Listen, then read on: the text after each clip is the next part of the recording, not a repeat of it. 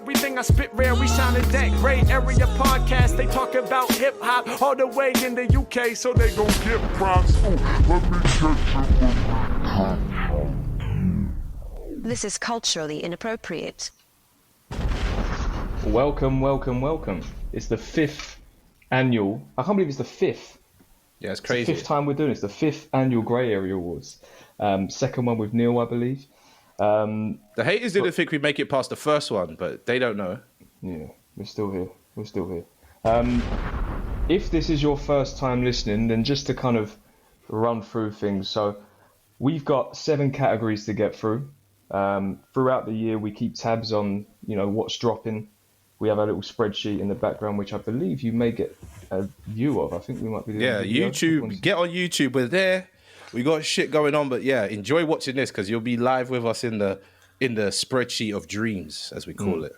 Yeah, but before we get right into it, I'll run through the categories and we'll go through a couple other things before we get stuck in. But just so everybody knows, we've got 7 categories. We're going to start with a bang, as we always do, with best album. We're then going to dig into the production for a little bit and follow it up with best beat and then best producer.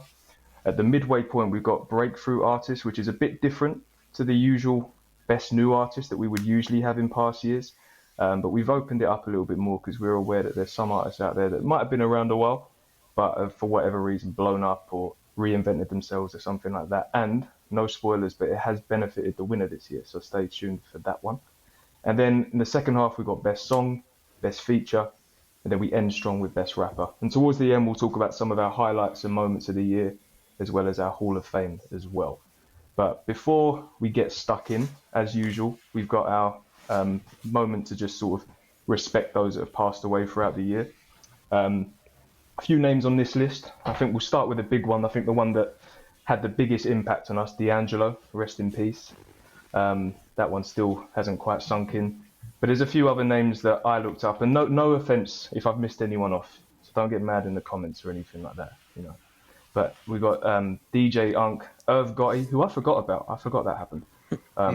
Young Scooter, Young Noble from Outlaws. That's a real sad one. We got Peace, or P-E-A-C-E, from Freestyle Fellowship, Young Bleed, and then an upcoming artist that passed away recently called Poor Stacy. So rest in peace to all those people. Love to the families and friends and all that affected. But I'm going to stop talking. Also, apparently Angie Stone died, which I didn't know. Oh. Yes, she did, yeah. Wow. Yeah. Oh, I didn't know died. Angie Stone died, but yeah. Okay. Rest in peace, In a car Angie crash, Stone. I believe. God, Oh shit. that's mad. She's a big person in the scene. You know who Angie Stone is. So. Like I say, I'm going to stop talking for a little bit, dig into my mince pie, and open up the usual question that we always cover during the awards.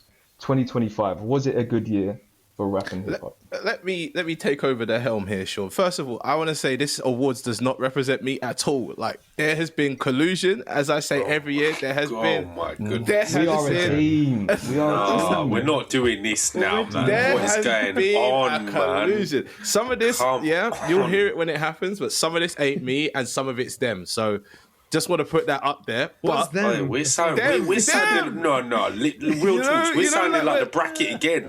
This is like the bracket 2.0. Bro, my it's every God, year what is though. going- Listen back to it. Every year I go off like this because they have to know that this don't represent me. You know what I mean? Shout out Stove God. He's there listening in the background. He knows what time it is. But hey, listen. Okay, was this year a good year? Mate, I think this one was the best one ever. Like, in my lifetime, this has been the best year for hip hop. Don't you agree?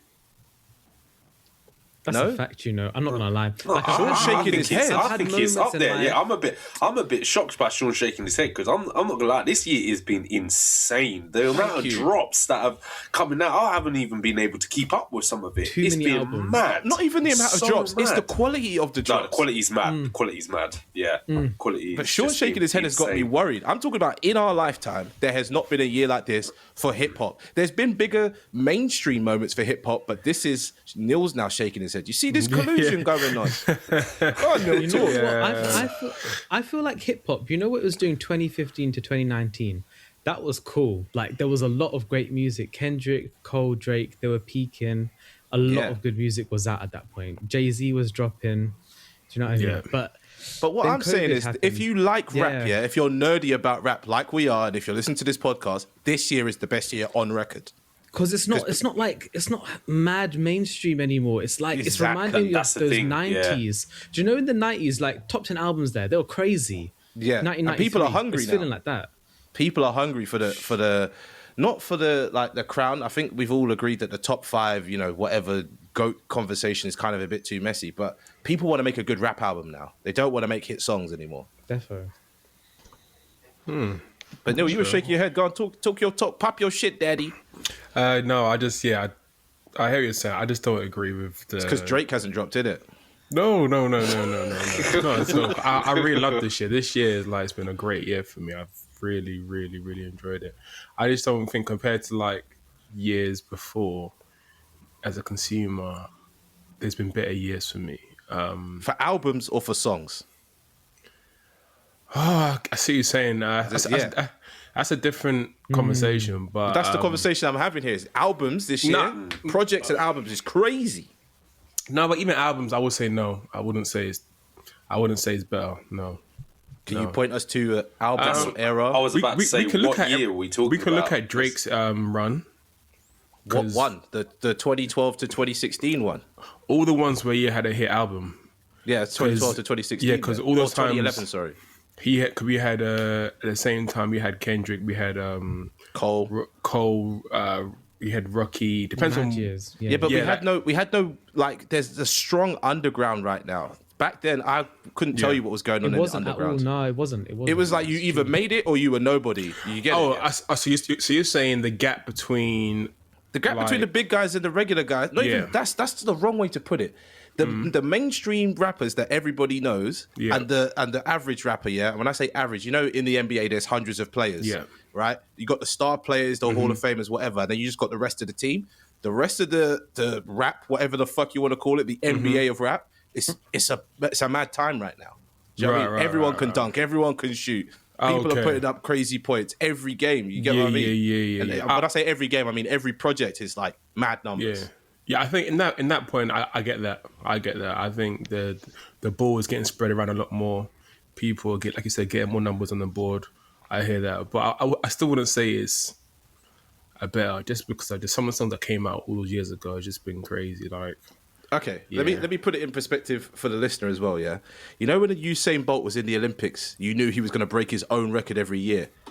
That's what this feels like right now. Because we know what we're watching. It's going to be, he did it again. Do you know what I mean? But it's, he did it again for every artist right now. Of the self-improvement is crazy. Yeah, I think a lot of artists have surprised me a lot. And they've had some, like you said, they had some really, really good albums. And it's been such a diversity as well. Yeah. There's no sound right now, is there? No, there isn't actually. There's lots of different sounds that have enough artists. If you're into that one, you could listen to lots of projects all day, every day. If you're into this one, you know what I mean? There's enough variety out there, I feel now. Yeah, I think in hip-hop, I don't think there's a one kind of just typical sound that's kind of dominating right now. I think you can release whatever you want to release, and if you got the right style, the right quality, then it will prevail regardless. But it's been really cool. It's been really, really cool. Okay, and Sean's another naysayer here on this year. What are you talking about? It's not the same as the 80s, bro. Like we were even around. We're not doing that, man. I think we got short memories. I think we got short memories. Short memories, honestly. I think we got short memories because first of all, which year we're talking about? Hang on. Because first of all, right, for me personally, every year that I've been invested and loved hip hop, there's always great music if you look hard enough. Always. And I think that the underground has been I don't even know if that term is a thing anymore, but alternative indie rap music has always been high level. So to me, it's another great year, but to call it one of the best is a bit strong for me, because first of all, if I'm thinking about this decade, 2020 to 2022 was crazy. There was so much. You were very invested back then, and we weren't. That's the problem. I think this is the first year we've all been invested at the same level as you. If we're talking just albums, 2020 to 2022, honestly, after this, go back through. I feel like we had this conversation in the group maybe early this year as well. There was so much coming out. And also, at the same time, I think that as much as we say, look, it's not, great art. It's not about numbers and the commercial side of things, but equally, I think we underestimate when there is a strong year for mainstream hip hop. We all have an amazing time, and that's when rap music's at its healthiest. Is when all areas of the genre of the sound or whatever are thriving. And I think this year has been especially weak. Like, what is the hit song this year? Well, we've got it here on the spreadsheet. Let's not do the spoilers. No. But no, I'm talking hit. Like, I'm talking like what's the Not Like Us this year? What's the? Oh, there isn't one. Yeah, no, exactly. Right, Do you know what I mean? So, yeah. And think about last year. I mean, I think that this year, in terms of like just bodies of work, is stronger than last year. But like that beef and what it culminated in, and getting an album like GNX2, which was a big high level mainstream album as well. We haven't had that. Do you know what I mean? This year, we haven't had that. We've kind had of none moment. of And that. think this about year, the last actually. one before that was 21, when you had the whole like Drake Kanye thing, and there was the Donda streams, and there was the, you know what I mean? There was, even though I'm not saying either of those albums are like the greatest of either of those artists and whatnot, but like that year, you had. Yeah, that but when the going on. gods are warring, then everybody's watching. But right now, it's like the peaceful times. Like, okay, in Lord of the Rings, Sauron's whole situation. This is too nerdy for some people, but stick with me here. Sauron's whole situation had to start somewhere. There was a peaceful time before the big mad thing was happening. Do you get what I'm trying to say? And there's a time after that. And the time after that isn't all sunshines and rainbows and weather. It's still a bit crazy.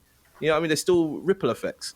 And I don't think any of those beefs were actually big enough to cause crazy ripple effects outside of the fact that it like for Kendrick versus Drake, it opened up the game for other people to be like, well, these two ain't the GOATs, it's me. You know what I mean? Like, and then all that madness popped off around it, but it never stuck. Do you know what I mean? It was like a momentary moment. No, I think we're still feeling it this year. Mainstream, mainstream hip hop right now is the lowest it's been in a long time, and not even just on a quality front, on an actual like commerce thing. It is. Have we got listener fatigue though? Is it listener? It's been what 15, 20 years hip hop's been at the top. I think some of the sentiment that came out. I don't want to make this about the beef, but I think some of the sentiment that came out of that, and you think about a track like what was the one that Kendrick dropped like September time? Watch the Party Die.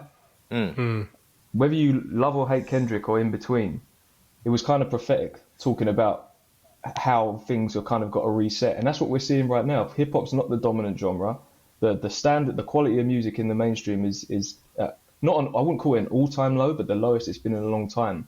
And I think that yes, a lot of artists that are maybe in that middle tier, and they're thriving at the minute, and they're finding new ways to reach, to go straight to the consumer and make their money and whatnot. But I just think that, like I say, just to kind of bring it back to the point, great year, don't get me wrong, but it's not the best for you. Not the best. No, okay. Not the best. Well, I've got a it's the question best for with me. Sean though. Like, why do you put so much weight on mainstream and commercial music, and like, especially considering the modern day representation of that? Like, of course, there's always been industry plants. There's always been like artists being pushed at us, but the way that streaming services have affected music, I feel like just because a track's got 1 billion streams doesn't mean it's good. No, Big but facts. But big facts. That's not what he's saying, but those are big facts. But as long as you've known me, I've never ever had that opinion. For it, because it feels like you're backing that though. I know No, you it's didn't. not. He's talking about the listening. relevance. You're He's not talking about the listening. cultural relevance of what's happening. Exactly. If we Exactly. all sit in one room and look at something and go, "Oh, that's fantastic," it's different to the whole world looking at something and going, "This is fantastic. This Yeah, is crazy." that's So that's what he's saying. Think about like what was happening last year when that was all kicking off, and the music that came from it. People were saying Drake was dropping some of the best raps he'd done in years. 100% he was. Kendrick's 100% he was. out. I know, like we've got mixed opinions on GNX, but as a other than like clips this year, maybe Tyler, there's not really been that kind of that level of mainstream project. But also, again, like I say, for me, a truly great year has to be hitting in all areas, whether it's the deepest of the underground up to the mainstream. Think about 2018, the whole Kanye versus and Pusha T versus Drake, and the albums that were coming out of that, and the hits that Drake was coming out with Scorpion. And you also got all the crazy like stuff that was going on, like things like Bandana. Not Bandana. So that was you're year saying, after. Do you know what I'm saying? Yeah. The so-called top 10 rappers aren't really bringing that level. So it's like we're looking at the mainstream at this point. So again, I'm not saying it's not. I'm not saying I'm disappointed this year. I'm not saying it's not a great year, because it is. Yeah. I'm saying that in response to this is like the best year, or even one of the best. I'm not so sure on that. I definitely don't think it's the best year, but I think that it's, you know, we're gonna dig into it very soon. There's a high quality of music, but I like it because this year surprised me though. Don't you find this one of the most surprising years ever? Because it's like you could just last year the best rappers, they're not on this list at all. That's a good point, you know. Yeah, it's true. It's a flip. whole new list. The roster's changed. You know what I mean? It's a new era right now. I feel that's what I think me and Kieran and Theo are seeing. It's a new era of new rappers that are taking over. Like next year's awards could be anybody's, or everybody who's dropped this year might not drop. And then what can we do? We can't give awards to people that haven't dropped in the year. It might be flipping back to what we know as normal. Cole will drop, Kendrick might drop, Drake might drop, and we're here talking about, is this, you know, one of the cornerstone albums in hip hop? Like, is this a must listen instant? We just don't know. Yeah, we just don't know. We'll have to wait and see. Innit? I think it will be enough. I mean, we're getting more into our most anticipated conversation here, but I think it will. Again, we're talking indie, alternative, underground stuff. I've no doubts that it will be another strong year. It's whether the other side of things will start to make a comeback. Again, like you say, we're anticipating Cole. Some of us are anticipating Drake. I don't have my hopes up for that one, but there's certain artists that we've not heard from this year that may come next year, and it will be a bigger year in that sense. But no, I don't want to get. I came in a little bit strong. No, you came in with the right energy though, because at the end of the day, if me, Kieran, and Theo had our way, someone might sit there and be like, "No, you're wrong," and now we've got a voice to voice the fact that we could be. I don't feel we are, but we could be wrong. Listen, it's all opinion, isn't it? It's all opinion. I just wanted to make sure that we remembered, like I say, 2020 to 2022. After this, go back, have a look through. It's crazy. It's crazy. All right, let's should we get it bracking? Here we go. Okay. So the first category, best album. Are we all ready? Yes, sir. Should I do the drum roll? The drum roll was a bit cheesy. We never done the drum roll, so we won't do that. Is it on the board? Yeah, but it's like the no. This is like the stock one. So like, I'll give you how it sounds. Yeah. Okay. Oh no. Oh, I don't know about that one. But it hasn't got the ting. You know. Yeah. That sounds fuck that. That's terrible. Nah, we'll go I like half liked it. I'm not gonna lie, but Yeah. How about this? Hang on a sec. Ooh. That feels intense. Yeah, that feels mad intense. That feels like X Factor. Oh, yeah. like a trailer. I ain't watched that. All right, go on. Right, let's go. Okay. No board. Just very quickly before we go into it, this is a collective list. So we've each inputted our top fives in each category, and then the scores are sort of aggregated, and then we get these top fives here. So at number 5, we've got Larry June, 2 Chainz, and The Alchemist with Life is Beautiful. At number 4, we got Billy Woods with G-Dubs. Say it, or remove it. Say it. You calling it G-Dubs? I've never... Say it, Sean. I don't like the word, man. listeners You love that word. What are you talking about? It was your number one album. The listeners won't know which album that we're referring to. Yeah, Exactly. Billy Woods' latest album. There you go. Called? My What's it called? me, Number man. 3. You can't vote. No, okay, this whole thing's gone left now. Take it off. Take it off. Nah, joking. It's called Gollywog, guys. The album's called Gollywog. Sean loves it because of the title. No, I'm joking. That's bad. Hey. Anyway, carry on. Number 3, Clips, Let God Sort 'Em Out. And then for the first time ever, we got a joint winner as best album. So we got Koji Radical with Don't Look Down and Little Simz, Lotus. Now, I just wanted to quickly ask, before we sort of cover everything, does anyone feel strongly that one of these should be number 1, or are we happy with a Koji Radical. 100%. Okay. Little Simz' album has bad songs. Koji's album has no bad songs. I wouldn't say bad songs. That is a bit harsh. Britpop One song is song. terrible. There's It's one terrible. Oh, I'm sorry, it's harsh. I'm one with song. you with Koji. I'll vote strongly for Koji to be number 1, but I'm not going to say that Little Simz had a bad song on Lotus. I'm not. I will. Don't worry. And I've said it on wax.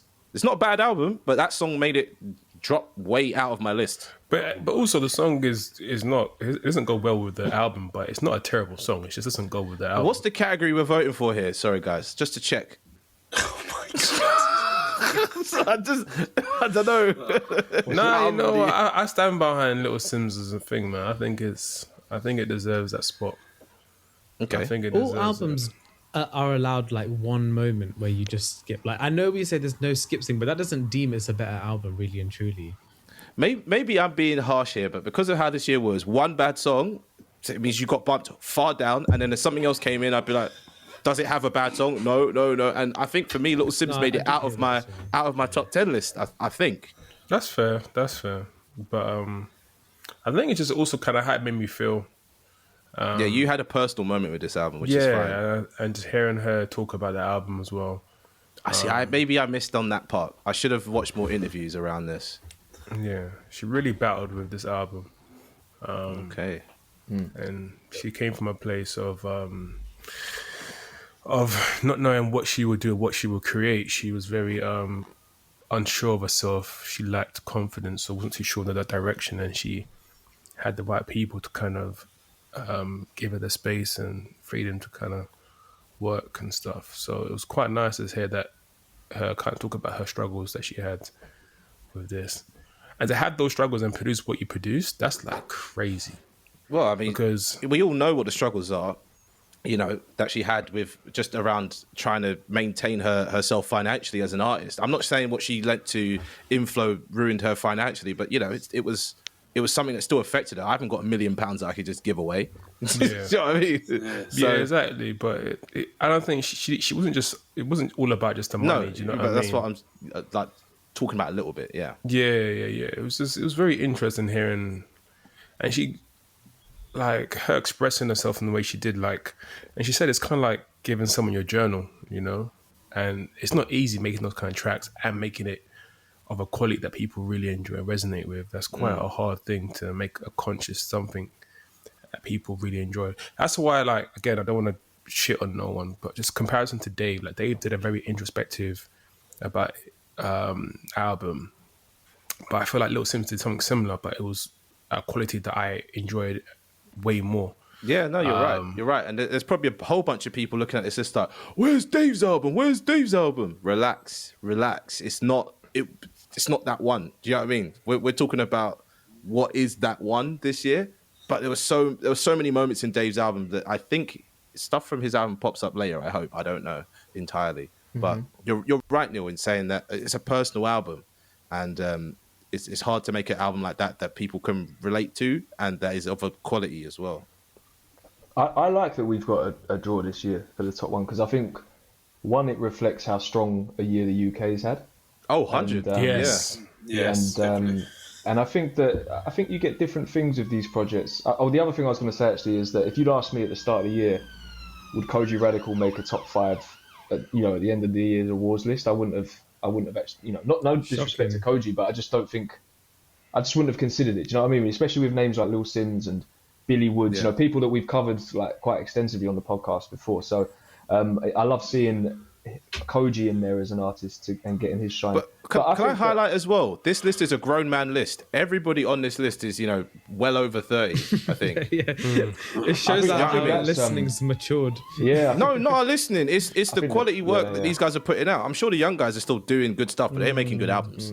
Yeah, but I think that's also reflective of just the way hip hop's been going since, especially since a 444. I think artists are definitely starting to age better. But if I had to pick between the two, I mean, looking at my personal list, I had Lotus higher. I think kind of similar to what Neil's saying. I feel like I think artistically, Sims really pushed herself with this one, and that comes through. And although the only track I can think of off the top of my head is that sort of Brit poppy type thing that she went for, the sort of, is it track 3? Yeah, but the video for it was fantastic, which was a bit upsetting for me. So it's like that should have just been a bonus track in my eyes. But I don't even think it's a bad song. I just think it doesn't. It's not my personal preference, but it's also I know Kieran, you gave us quite a good breakdown, but it just doesn't. It takes me out for a bit. Do you know what I mean? Whereas the rest of it is a more cohesive piece. Koji's, I'd probably say, is like a cleaner, more consistent body of work. In that, it's very cinematic and transitions well and all that. But I think Sims just pushed herself a little bit higher than he did. But it's marginal. It's not a big gap for me. Yeah, you're right. So should we mention the honourable mentions and agree that we're just going to leave it tied for the best album?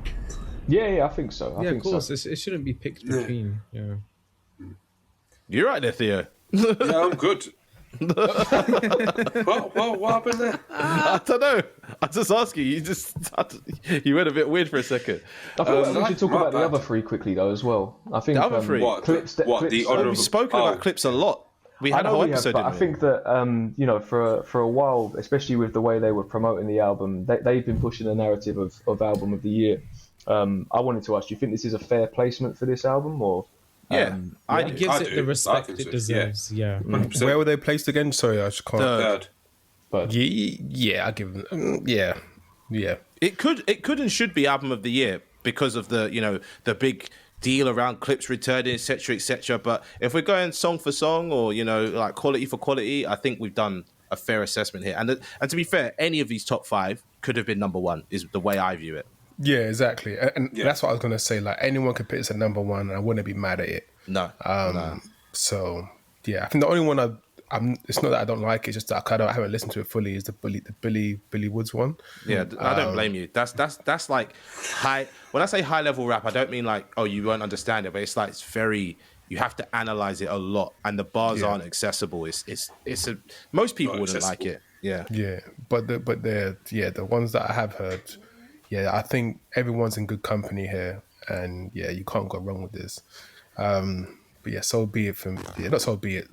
Is it God will sort them out, or Lord will Let sort them God out? sort Let God. Let God sort them out. Yeah, freaking phenomenal, absolutely phenomenal. that's probably the album I've listened to the most out of all these on here, to be honest. I think so. I feel like I've heard the songs more than I've heard the album because for me there were some songs that I didn't particularly like.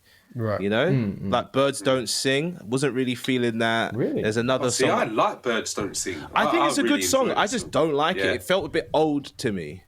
Fair It enough. felt a bit like what's that guy called? Rick Ross. You know when MMG had those big moments on the albums, like the big intro track with all the pianos and the choirs, and it just felt like that. Felt a bit old. But the album is fantastic. There's so many songs on there that I love and features as well. So you're not wrong in I saying think that. some people would say that's one of the songs of the year, to be honest. But I hear your perspective as well because it doesn't completely connect with me. Well, I mean, Sean and Neil since have been to the concert, and what was the song that everyone loved off the album? Surely it was Ace Trumpets, and what's the other one? You know what? There was at least 3. I don't know about Sean, but from the album, there was 3 songs, maybe 4 songs that everyone got gassed on. Tell us. So Be It, Yeah, of course. Ace Trumpets, Yeah. Fico, Yes. and Mike Tyson Blow to the Face. Yes. Oh, Is yeah, that Tyson song Blow called to the Mike Tyson Face. Blow to the Face? Yeah, it is. That's what it's Oh, called. okay. Yeah. Okay. Yeah. Those 4 went Yeah, the visuals off. for that were crazy as well. Crazy. Okay. Yes.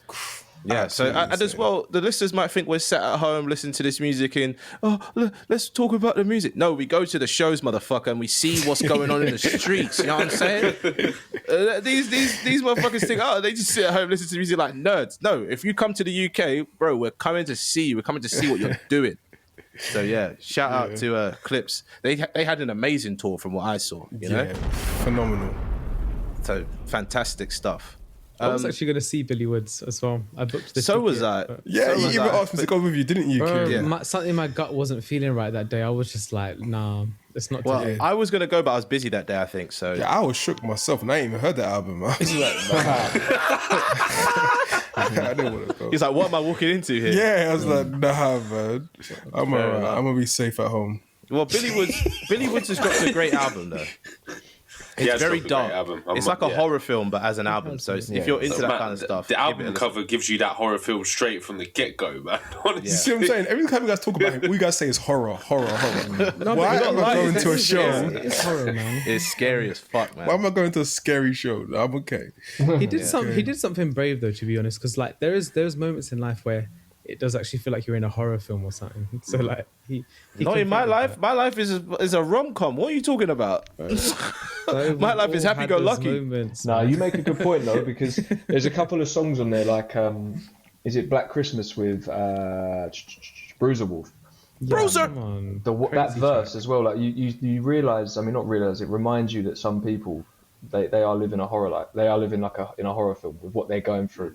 And I think that's that's the crazy thing about the album is like I love Sean's favorite bar from this though. It's like if these walls could talk, maybe they wouldn't. You get what I mean? Like, that's a good mad bar. That is a good bar. He's got a lot it's of a those, great bar. But I love that bar. yeah, he the way that when you think horror, like you think monsters and this and that, like, but this is like talking about real life experiences and framing it in that way, and it's incredible, man. And then you've got like the Doom references throughout and the different horror films and the whole like the theme of the doll, and it's there's so much to unpack with it. It's But yeah, it's an Billy, Making incredible me album. feel scared. Trust me, but Billy, man, get in with us. I know you're listening. Get on the fucking podcast. Talk, explain what you do to us. You know what I'm saying? Like, we would love to know because we make our assumptions, but we need to hear it from the horse's mouth. I wanted to quickly ask before we maybe just like breeze through the honourable mentions. Wait, we didn't even talk about Larry Jr. What That's the what hell? I'm asking. That's what I'm about to ask. Okay. I'm just going to be upfront. Personally, I don't see this as on the level of the 4 albums before. So I'd love to know like why, like what everyone's feeling with this Because album. you Why- ain't living it. You weren't Sean. in that moment. You ain't All of us- living it, all bro. of us It's, felt it's a it, moment, except boy. you. I am It's living half of this luxurious album. music, man. Water from a Flipping private hell. spring. Hey. Good job, Larry. Hey, come on, It's bro. cute. This feels good. You don't want to win. It does feel good, man. It's a right vibe. from the get go, from the Listening to this but album. from the start you of the go sit on album. the beach or on a yacht, bro. This is It's it. a vibe. I can't lie, it's a vibe. Listen, I'm not saying it's a bad album. I'm not saying it's not a feel good album or anything like that. There's personal. Nah, bro. Honestly, I understand what you're saying, yeah. But what I'm trying to explain to you here is, yeah, this is the album of the year for me because it feels like how this year felt for me mostly. You know. Yeah. rate I it, want man. to know It's so what personal. Private Springs you're drinking from. I was about to give away where you're from. I'm drinking from the private spring. spring in Bulgaria. You know what I'm saying? I'm drinking that mountain water. You know what I mean? Straight. You don't even know about what they got going on there. They got fucking spring water coming out. Bro. No, listen. I know that when it came out, I'm not going to go into the personal stuff. You all know why I was not really like checking music and really feeling this kind of vibe at that time. But even so, even when I've gone back to it since, I like it. I love the title track. That beat is incredible as well. But I just don't put it on the same level as the 4 above. That's fair because 2 Chainz isn't a great rapper. Let's be honest, and Larry June is not the most lyrical rapper going. But it's how can I put it? Yeah, but 2 It's Chainz is accessible. rapping his ass off on this. That I'm not. Yeah, well, I didn't know 2 Chainz could rap like this. Honestly, This is probably why he's it dropped rapping me. his ass off on this. We may say he's not a good rapper, but bloody hell on this I'm not one. saying he's a bad Jesus. rapper. Yeah, he's he been was hard from the spitting. beginning. But this he is his was element, this spitting. luxury rap. I would have loved to have heard, the other luxury rappers we know on this, a Rick Ross and whatever Rick Ross else. would Oh be good on God, this and Rick album, Ross yeah. would have just like sent this out of the park. I'm not even gonna lie. But to you. just Could you them imagine two? him on this, yo. Duo albums have been some of our favorite things, and this is a very unlikely pair. I would never have had Larry June going with 2 Chainz doing an album with Alchemist. It's proving what we were saying about that underground kind of. Well, it's not saying in the underground, but you know what I mean. The lesser known names linking up together and doing amazing stuff. Like there's people that I didn't even know listen to rap music that love the Life Is Beautiful track. Man, for sure. Just 2 'cause of the hook. Chainz is a mainstream rapper as well, I would say. He So was It's quite shocking. He was a mainstream rapper. Yeah, he's not quite got the same popularity That's now. true, that's but true. no disrespect to him, but yeah. But it actually makes sense for an artist like him to move this way and work with like a Larry June or an Alchemist. I think, and that's what we're seeing with Big Sean. I mean, I wonder whether we'll get the Alchemist project next year. I want to say this though: Hmm. 2 Chainz is one of the few rappers that has turned his rap money into real life wealth. Like he's a big deal in Atlanta, big business owner. He owns strip clubs, restaurants, all kind of stuff, and he's turned the lots of money he made with Kanye, whatever the hell else, into like real life, probably generational wealth. And that's what Larry June has always been about. Larry June is like a businessman, Jay-Z type rapper where he gets his money, he invests it. And if you listen to what he's talking about in this album, he's giving you business advice. So if you're broke right now, listen to some Larry June, you're going to figure it out, bro. Because Larry June gives you the blueprint. You get the reference there with the, come on now, keep up with me. Get in with me. So just to quickly recap, Larry June, 2 Chainz, The Alchemist, Life Is Beautiful at number 5, Billy Woods number 4, Clips number 3, Koji Radical and Lil Sims joint top with Lotus and Don't Look Down. just a quick brief of the honourable mentions as well. We got Arm & Hammer and the Alchemist, Mercy. We got Black Soprano Family and Ill Tone Beats, The Outcome. We got Boldy James and Nicholas Craven, Criminally Attached. Wretch 3-2, Home. Dave, the boy who played the harp. Rock Marciano and DJ Premier, The Coldest Profession. Saba and No ID for the private collection of Saba and No Yes. ID. And then Bruiser Wolf and Harry Ford, Made by Dope. That's the honourable Can we mentions just right there. highlight though? Yeah, all these honourable mentions are must listen to projects. No, definitely. When I say must listen to, 100%. if you're on YouTube, look at the screen, go save these albums if you haven't listened to them. They are fantastic. I'm not even going to try pull out my favourites that I put in there. Just listen to them all. There's some amazing albums that come out this year, and we've listed what we think is that 10 now, or there's about 13 albums there. Listen to those. Yeah. I just clocked as well is that as soon as we have visuals, probably people might be thinking, what the hell are the numbers? So the numbers, you got the collective score, and then in brackets, it's how many people had said selection in their top 5. So it's out of a possible 25. There's 5 of us. Hopefully that makes sense, just in case people are wondering what those numbers are. Should we move on to best beat? Oh shit, I'm dying. Oh, wow. Yes, sir. There we go. Okay. Best beat. Wow. Where am I? Okay.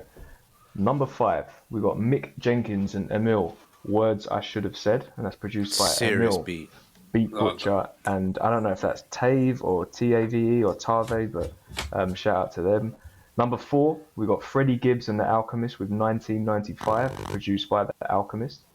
Number 3, Nicholas Craven and Boldy James, The Whole Shebang, produced by Nick Craven. Number 2, Hit Boy and the Alchemist, Business Merger, produced by Hit Boy and the Alchemist. And number 1, Clips, So Be It, produced by Pharrell Williams. I'll be honest, I was quite surprised when I saw how close it was. As you can see on the screen, number 2 got 11 as a score, and number 1, So Be It, got 12. So it's really tight up there.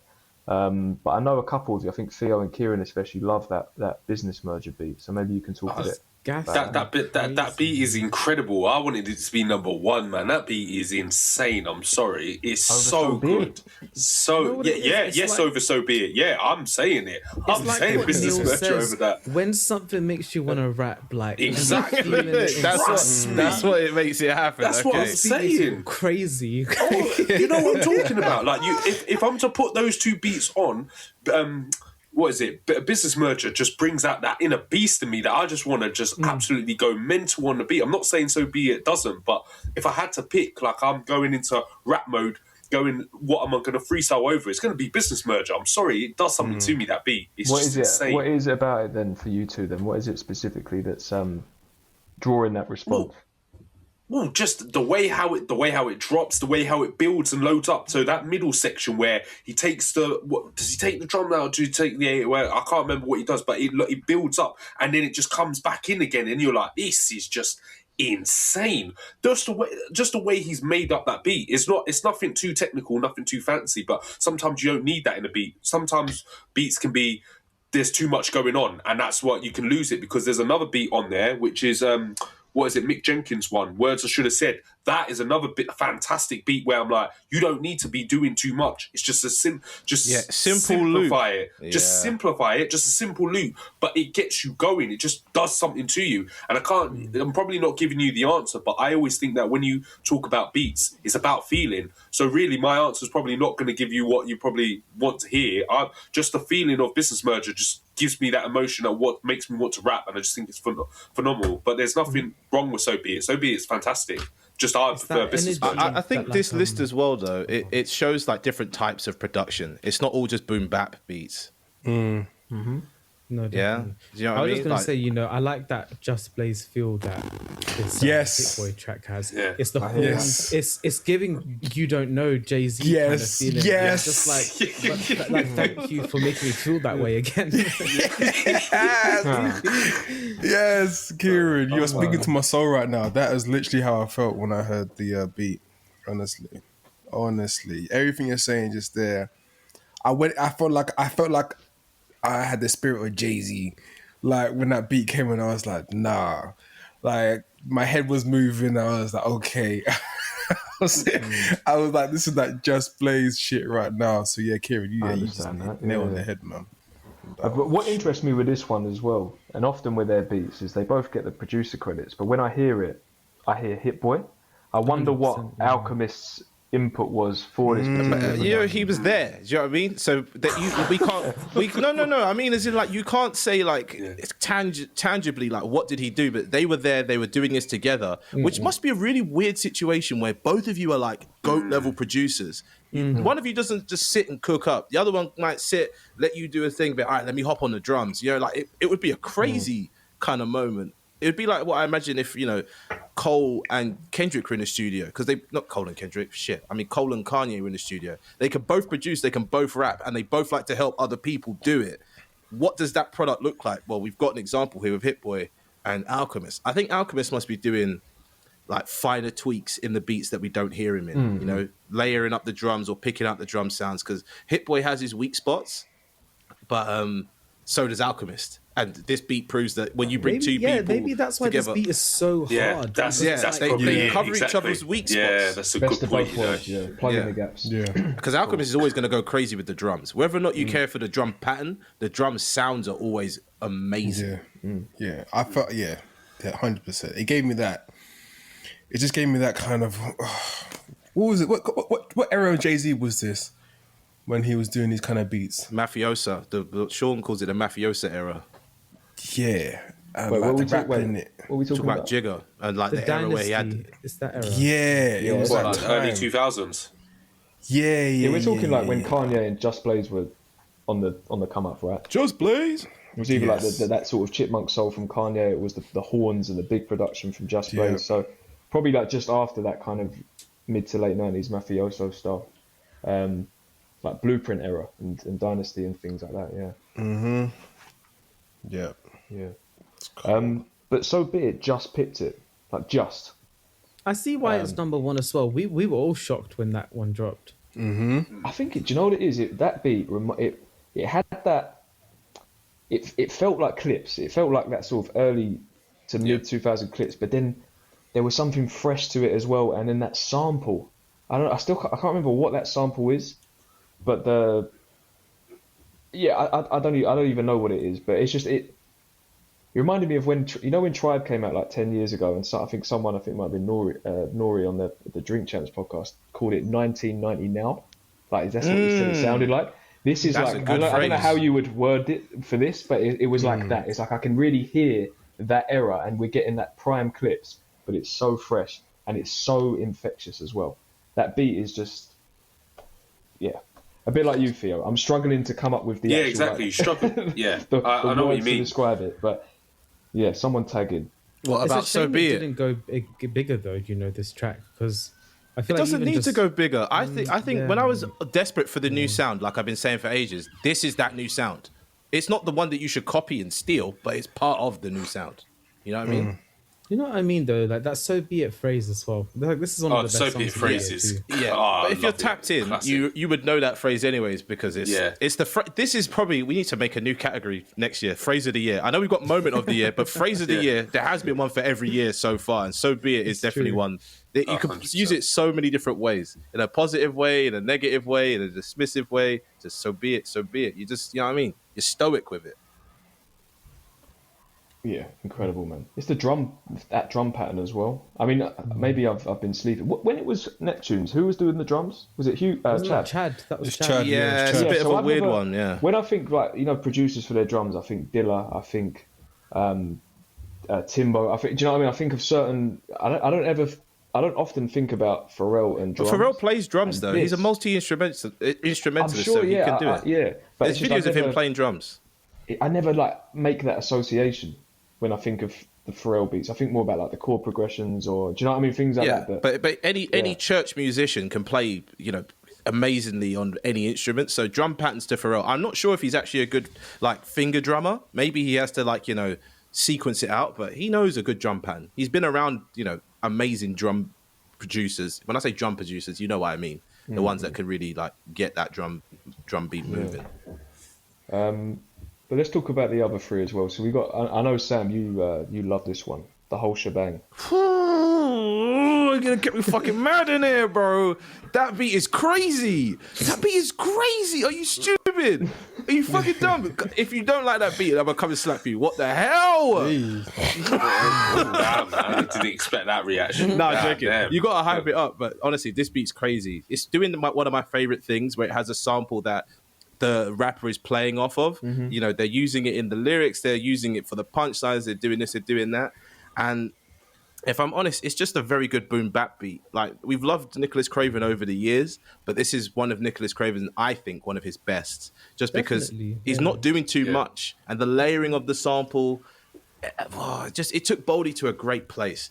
And Boldy's been having a crazy year this year, dropping a lot, but this is the best from all those drops in my eyes. It's not just looping the sample. I think some of them he just lets it run. Yeah. He finds different ways to manipulate it, which I liked as well, and layer it. Like you said. Yeah. This is one of those beats as well, to quote what Neil was saying, or what Kieran said that Neil says, any beat that makes you want to rap is a good beat. And this beat is honestly fantastic. It hits hard. And I don't know what it is about this song, but it just feels like the perfect length before you get bored of it and before you kind of go, oh, this is getting annoying. It's just it's a very tight song, and the beat carries that one through. But I don't know if you were saying this, Kieran, but there's enough going on in the background as well, and there's enough progression to kind of sustain it for that length. Nick Craven's a really good producer, man. Like, really good. Very good. Very good. He's an Alchemist baby for sure, but he is, every year I'm like, this guy is, he's not even on the come up. He's established, but he is really, really good. And he's worked with Boldy a few times now as well. I'm a big fan, big fan. We've got Freddie Gibbs and Alchemist with 1995 on there Jesus. as well. Oh, that beat's serious, bro. Alchemist is here 3 times. I just realised. That beat's serious. Yeah, the Alchemist, that gives you a spoiler for what's coming up next. But honestly, I'm surprised Freddie Gibbs' project didn't make it to Album of the Year, because that's a crazy project. But this song, amazing. Yeah, that song's insane. Well, this song came up number 1 on my Spotify. I think I played it like 108 times because this beat is just insane. The beat's insane. The beat is insane. I'm sorry. I remember when I heard it for the first time, I was like, "What the hell is this, man?" And I listened to it late night as well. I was looking up out in the sky, looking at the stars, and it just took me on a journey, man. This beat's insane. This Absolutely beat could be insane. number 1, because it's easily. The progression. You want to talk about progression in beats? This beat insane. has progression. When that electric guitar comes in, and guitar's it just the phenomenal. sample sounds so clean. It takes you to another place. Yeah. The way that guitar comes in, starts loading up, and fucking Freddie keeps going. I'm like, oh my god. No, there's. I mean, to talk about the album, I think that no disrespect, I do think that. I think that Alchemist elevates that album. I think the production on it is but Freddie's talking the same immaculate. shit all the time. That's the problem. So it's like, there's, I'm trying to think. There's Shangri-La. There's a few. Ensalada. It's like that first 6 tracks. He's spitting, Ensalada's but then it doesn't switch up after. It's a good album, but it's the production that really makes it for me. It's a very easy listen because it's just, again, The Alchemist. beats are We've said this fantastic. before. Transitions as well, the way he creates that landscape, but then merges the tracks into one another. You can just put it on in the background and just get lost in it. And this one is even just within that track itself, the journey that you go on, the way that guitar comes in, it's immaculate. For me, it was my second after So Be It. This beat. I think this I don't album think it was even on mine. Alchemist's best production this year. No. You're gonna I say don't Life think is so. Beautiful. Yes. But that's crazy because I'm sort of jumping a little bit. We will get to the Mick Jenkins track, but we got 2 honourable mentions that came up more than once. We got Life is Beautiful, the title track, and we got Saba and No ID Stomping, which we can maybe briefly touch on. But I was surprised when I tallied it all up. I thought that beat would make it on here. Because Life is Beautiful. Yeah, because even, like I said, even though at the time I just wasn't in the place to sort of receive any music really, let alone this album. That was one the one transcended. beat. Yeah, that beat stuck with me. And then even when I go back to it, I really like some of the tracks on there, but that's still the one for me. And it's the beat. It's the beat is. Well, it showed up on 4 of our lists. It didn't make it onto Kieran's list, but it showed up on everyone else's. But it just didn't rank high enough. For me, it was number 3. For Theo and Neil, it was number 4, and for yourself, it was number No, I had it 6. just underneath. Yeah. So it's a good beat, but Alchemist had better productions this year. That's even what I was would about agree. to. Yeah, exactly. That's what that beat's amazing, but I heard better Alchemist productions. Well, that 1995 one just took me on a journey. I'm not gonna lie. That one was always going to be higher than Life is Beautiful, even though I love Life is Beautiful. And I remember hearing that for the first time and just thinking this is absolutely amazing. But then he produces another moment with 1995, and that's how it sat with me. Yeah. But just to jump back quickly was Mick Jenkins. Who wants to talk about that one? Because That beat's I insane. know that's very popular, that song here. I mean, it's what we're talking about, of having a good loop and that good loop just carrying the whole song. That beat, obviously it progresses, it changes, but that just beat, it gets you wanting to talk. And even, what's her name? Any. Oh, God. Yeah, Annie says, this loop's just made to speak then. So speak then. Do you know what I mean? Yeah, Like, exactly, she says what you're thinking about the song. So I think it's one of those ones, you don't get beats like that often that you actually like. Sometimes they can feel a bit too stripped back, but it's just enough, It's You know what? satisfying and just enough. You know what? As well, I'm more that whole the I think it was you, Sam, that brought it up at the beginning about this year being full of surprises. I'm starting to resonate more and more with that sentiment because I'm looking at this track, right, and you've got Mick Jenkins and Emil, who is I think a producer from London, featuring Eni, which is crazy to me that Eni's like on a track with Mick Jenkins, and then you've also got Beat Butcher, who isn't Beat Butcher involved in like with Griselda and all that. I have no clue, but it sounds like it. With the Butcher part, maybe. It's such a mashup. Again, it's like I would never have thought of putting. I mean, actually, Eni and Mick Jenkins makes sense to be honest, but I didn't know that Eni had got to that sort of level where someone had a like big Mick song. Jenkins is checking for her. But she did have a big song, yeah. But we know what the Americans she's are like global with with the UK. Yeah, no, it's just. Oh, it's that's just a lie. surprised me. Beat Butcher is from the UK. Beat Butcher's LA from the based. UK. Yeah. Who am I thinking of? To know. Beat Butcher Okay. is apparently an LA-based Grammy-winning producer and sound designer from the UK. Oh, I think he does work with Griselda, though. I think you're right. It says Yeah. he's worked with SZA, the Carters. Where'd that list go? Oh shit! I fucked okay. up now. Do you know what? That is even Tyler more. the Creator, Suicide Boys, Dreamville, Brent And he's in Fiaz. Griselda. Damn. Yeah, but he had various members of the New York-based Griselda. You are right about that. Oh, part. okay. But he's a big deal. He's Yeah, not. that's He's even not. crazier. Yeah. That's even Yeah. crazier. That is a mad mashup of artists, but yeah, no, it's a great song, great beat. So do we want to run through the some of the honourable mentions? I just add three into the bottom. Yeah, I just added three more to the bottom there. But I don't know anything about Saba and No ID. I didn't really like that project, so anyone else, feel free to talk about it. What? Do you like that project? What? Let me live. Let me live my life my way. I don't tell you guys to fucking listen to. We're coming somewhere some What? mad takes. I'm not even joking. Yeah, what are we How talking the about? hell were you saying that you don't like that project? I didn't say I don't like it. I didn't Crazy. listen to it that much. Now I get it right. You do. I swear you you said just you said didn't I like didn't. You Shut said up. I Yeah, didn't like exactly. that I would like. I would Don't like to backtrack now. I'm gonna clip in something else there now. Cut this whole bit out.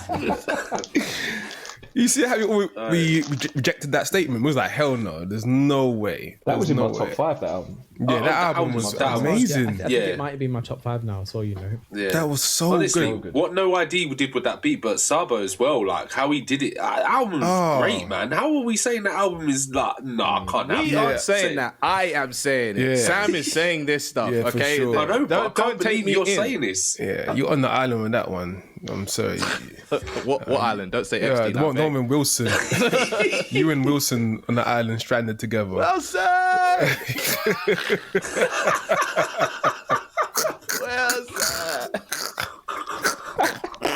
Sorry, I love that film. Castaway is a banger. Hey, that film is brilliant, man.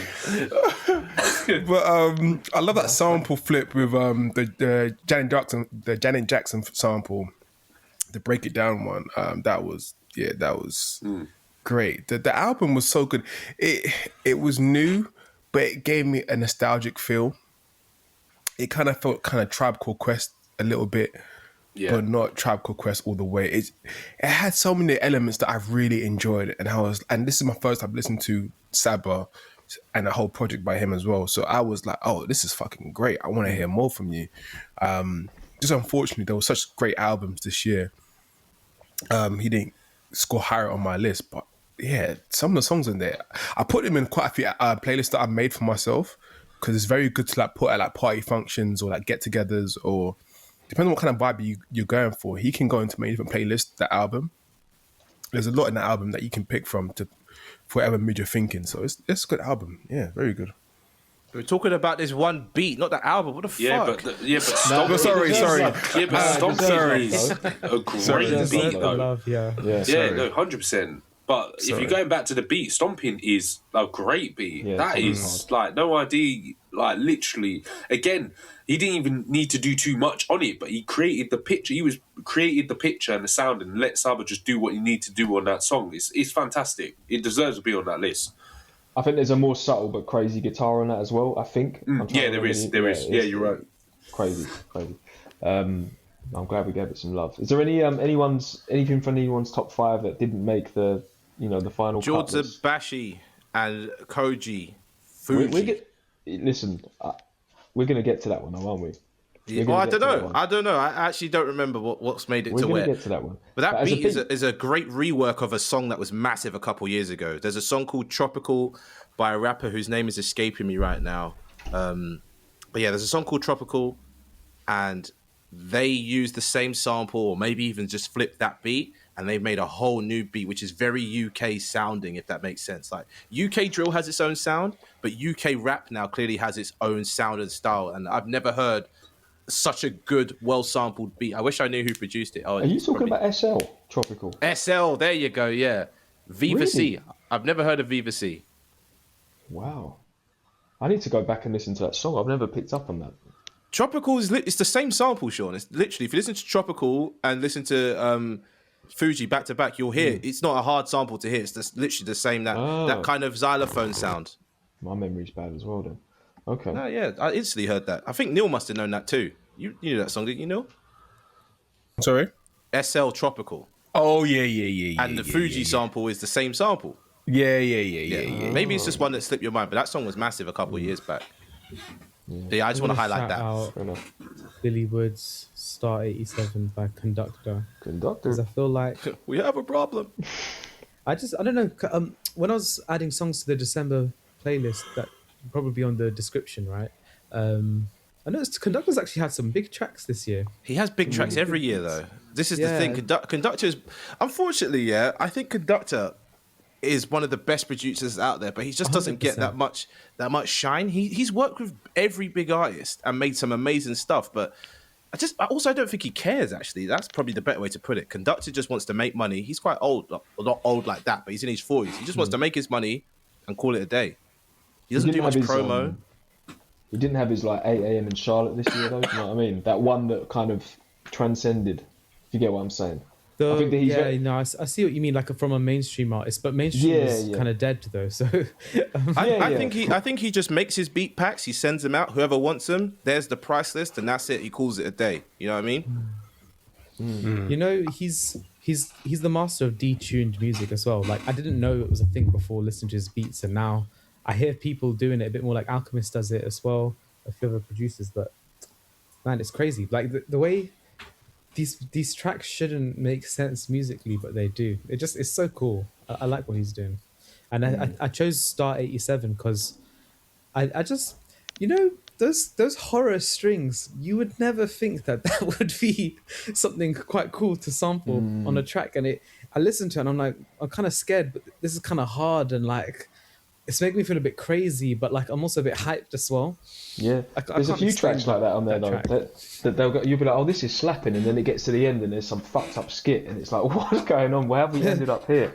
Like this one, it's mad, isn't it? It's like, I mean, the whole song's playing off of. I think I might be wrong. Sorry if there's any Americans out there that like what you're talking about, but I think Star 87 is like the code you would put in on a phone to redial the number that tried to call you. I think, and then there's the whole. That sounds about right. The whole skit is I can't remember what film it is where the entity is coming through the phone, and it's like, yeah, it's clever. It's clever. I picked the most messed up beat, you know, in my top 5. I picked that Waterproof Mascara. Yeah. That beat's scary. Again, we're gonna scare Neil with us calling stuff scary again, yeah. But that beat, I don't like that beat because it makes me feel wrong. Like it's a horrible feeling. But you know what? Like some of the greatest horror films, one of my sort of on my kind of like own criteria of how effective is this horror film is if I'm like intimidated by watching it again, means that it's really like hit the nail on the head as a horror. Do you know what I'm saying? Like it's done its job. And with this one, I mean, more so with this, it's to do with the fact that I've just not really heard anything like this, and it might not be the most accessible. No, Sean. You know KA's album from last year, the final track does this as well. Really? Yeah. Listen, don't listen to it again because it's a horrible experience. But it's just like the beat is someone just crying. Yeah, it's not a good feel. Oh no, the crying bit. Yeah, but I'm saying there's other elements to this one. No, there like is. The dissonant piano stab where I'm like, do you know what? I can understand someone saying to me like, what are you listening to? Please don't play this, whatever. But at the same time, it's like to put this together is incredibly creative and incredibly effective. And yeah, shout out Preservation who directed that. Wow. Produced that one. I just wanted to shout out that one other one on the album because I was going to pick it. Corinthians, I think the LP one. That so LPs crazy. When that beat drops, I'm just like, yo, the whole world is bending. Yeah, you started having visions, yeah. I had mad visions. It was crazy. I just added 3 more things here just because I think they're really good boom bappy type beats. 36 Ounces and a Mercedes by Black Soprano Family. That's a fantastic beat. Hill Cena as well, and Guadadas by Navy Blue. That beat, Guadadas by Navy Blue, is a fucking head fuck. It's just, you know, like I talk about like looping a sample. That is fantastic. But yeah, sorry, I just wanted to add those in before we move on because I am conscious of time. Let's do this. Best producer. Okay, we all ready? Hang on a minute, mate. I'm on the wrong spreadsheet again. Typical. Oh dear. How are you in the wrong spreadsheet? I don't know. Oh, there we go. No, it's not the wrong spreadsheet. Wrong tab. Okay. Here we go. Right. Number 5, Kenny Siegel. And number 4, Hit Boy. Number 3, Pharrell Williams. Number 2, Nicholas Craven. And number 1, Crazy Score, The Alchemist. Everyone put The Alchemist number 1. You couldn't do anything else. I don't think you couldn't. Yeah, I don't think you could put anybody else other than The Alchemist. I think it would have just been wrong if you did do so. I know all 5 of us did, but I think he's just done it again. Like, you had to put him number 1. Oh, spoiler. Flashing.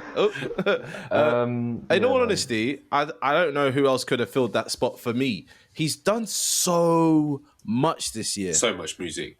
So much. He does so much. Very high quality. Yeah, but this was so high quality. And not that Moshi, to be honest, Moshi it's always high quality, but I'm just impressed literally, every single time. If you look at Album of the Year, he produced 2 of them. Didn't he? I'll be wrong. Am I wrong? It's the fact that his beats aren't getting boring as well. Like he's still pushing the needle, even if it's just a little step this year. Yeah. The music is sounding fresh.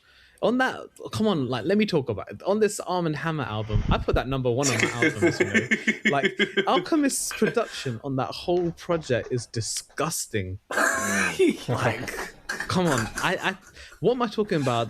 That's his best produced album this year. That oh man, he can't even finish his words. But no, in all honesty, I don't know who else deserves this spot this year other than Alchemist. Like when I look at beats of the year, okay, he's not popping up that much, but for albums of the year, especially our long list, he's somewhere on everyone's list for one reason or another, which is well deserved. And I think if you listen to any of the Alchemist projects this year, you're going to hear why he's our producer of the year. And a little fun fact: any of the long-time listeners might have sussed this by now. Probably not, because only I look into stuff like this. But The Alchemist has won Producer of the Year for us for 4 years in a row, which is... It says a lot. I think next year we should have an embargo and just say Alchemist is... If he does what he normally does, okay, Alchemist is the best, okay? Let's take that out and give it to somebody else. You know what? Shout out Inflow for having it that first that one time. That 1 year. First year, Exactly. He was 2021 that year. Yeah. Oh. Yeah. He got in the Hall of Fame off of an album, man. Off of one album. We were gassed, you know. Yeah, times were different back then. We were putting everyone and anybody in the Hall of Fame for no rhyme or reason. What's? Oh, sorry, you guys asked this question already. But what's everyone's favorite Alchemist piece from this year? Well, we haven't asked that. We haven't asked that. You're right. No, that's a very good question. I don't know, but I think it's probably somewhere on Freddie Gibbs's album or project. I think it's on Alfredo too. It could be Feeling or it could be Ensalada. I'm not too sure. Oh, Ensalada is serious, man. Ensalada is unbelievable. I think Unbelievable. I think based on my list, looking across the list as well, the discussions we had in the previous categories, probably 1995. Yeah, that's a fair it's one. probably 1995. I'm surprised. I'm even looking at my own list thinking, why did I not have Life is Beautiful a bit higher? But he's got a few this year, man. It was a hard year. But I think we know what Theo, Neil and Kieran are going to say. It's going to be that fucking business merger. Even though that's not entirely him. You know? I wouldn't credit that one to him. I wouldn't really credit. Yeah, exactly. That's more him. What you guys pick? So it'll probably I'm saying be like Peshawar, you know. I'm not gonna lie. Like I love to hear Peshawar. that. Meet the Graham Keys in it. Yeah. Oh, No, mine's probably 1995. To be fair, 1995. I've played that a stupid amount of times as well. But that beat is just unbelievable. Okay. What about you, Neil? No. I think it'll be the merger one, or it'll probably be Life is Beautiful. Fair enough. To be honest, there's a lot of beats on Life is Beautiful that I love. Exactly. There's a lot on there that I love. Nice. Yeah, There's a lot. So Well, it's nice as well that we're returning to that era where a producer produces the whole album now, you know? yes. Because you get a flavour for different things they can do. Yeah. Just have you guys asked a question as well? Who was Alchemist's top pick for everyone here? Everyone. Were you not here in the beginning where Sean said, this is No, I bad wasn't. podcasting. We're having to reload stuff. No. I just want to double check. I went for a quick toilet break. That's why. Nah, this guy can't hold his bladder. He can't hold his Are we liquor. talking beats or albums? No, he said beats, like, sorry. oh. For the beats. What do you mean? For the producer, because the producer of the year, right? Producer Yeah, of the everyone year, right? voted him number one. Everybody did. Right. Yeah, Okay, cool. All across the board, yeah. I think that might be the first time that's ever happened in Possibly. any category.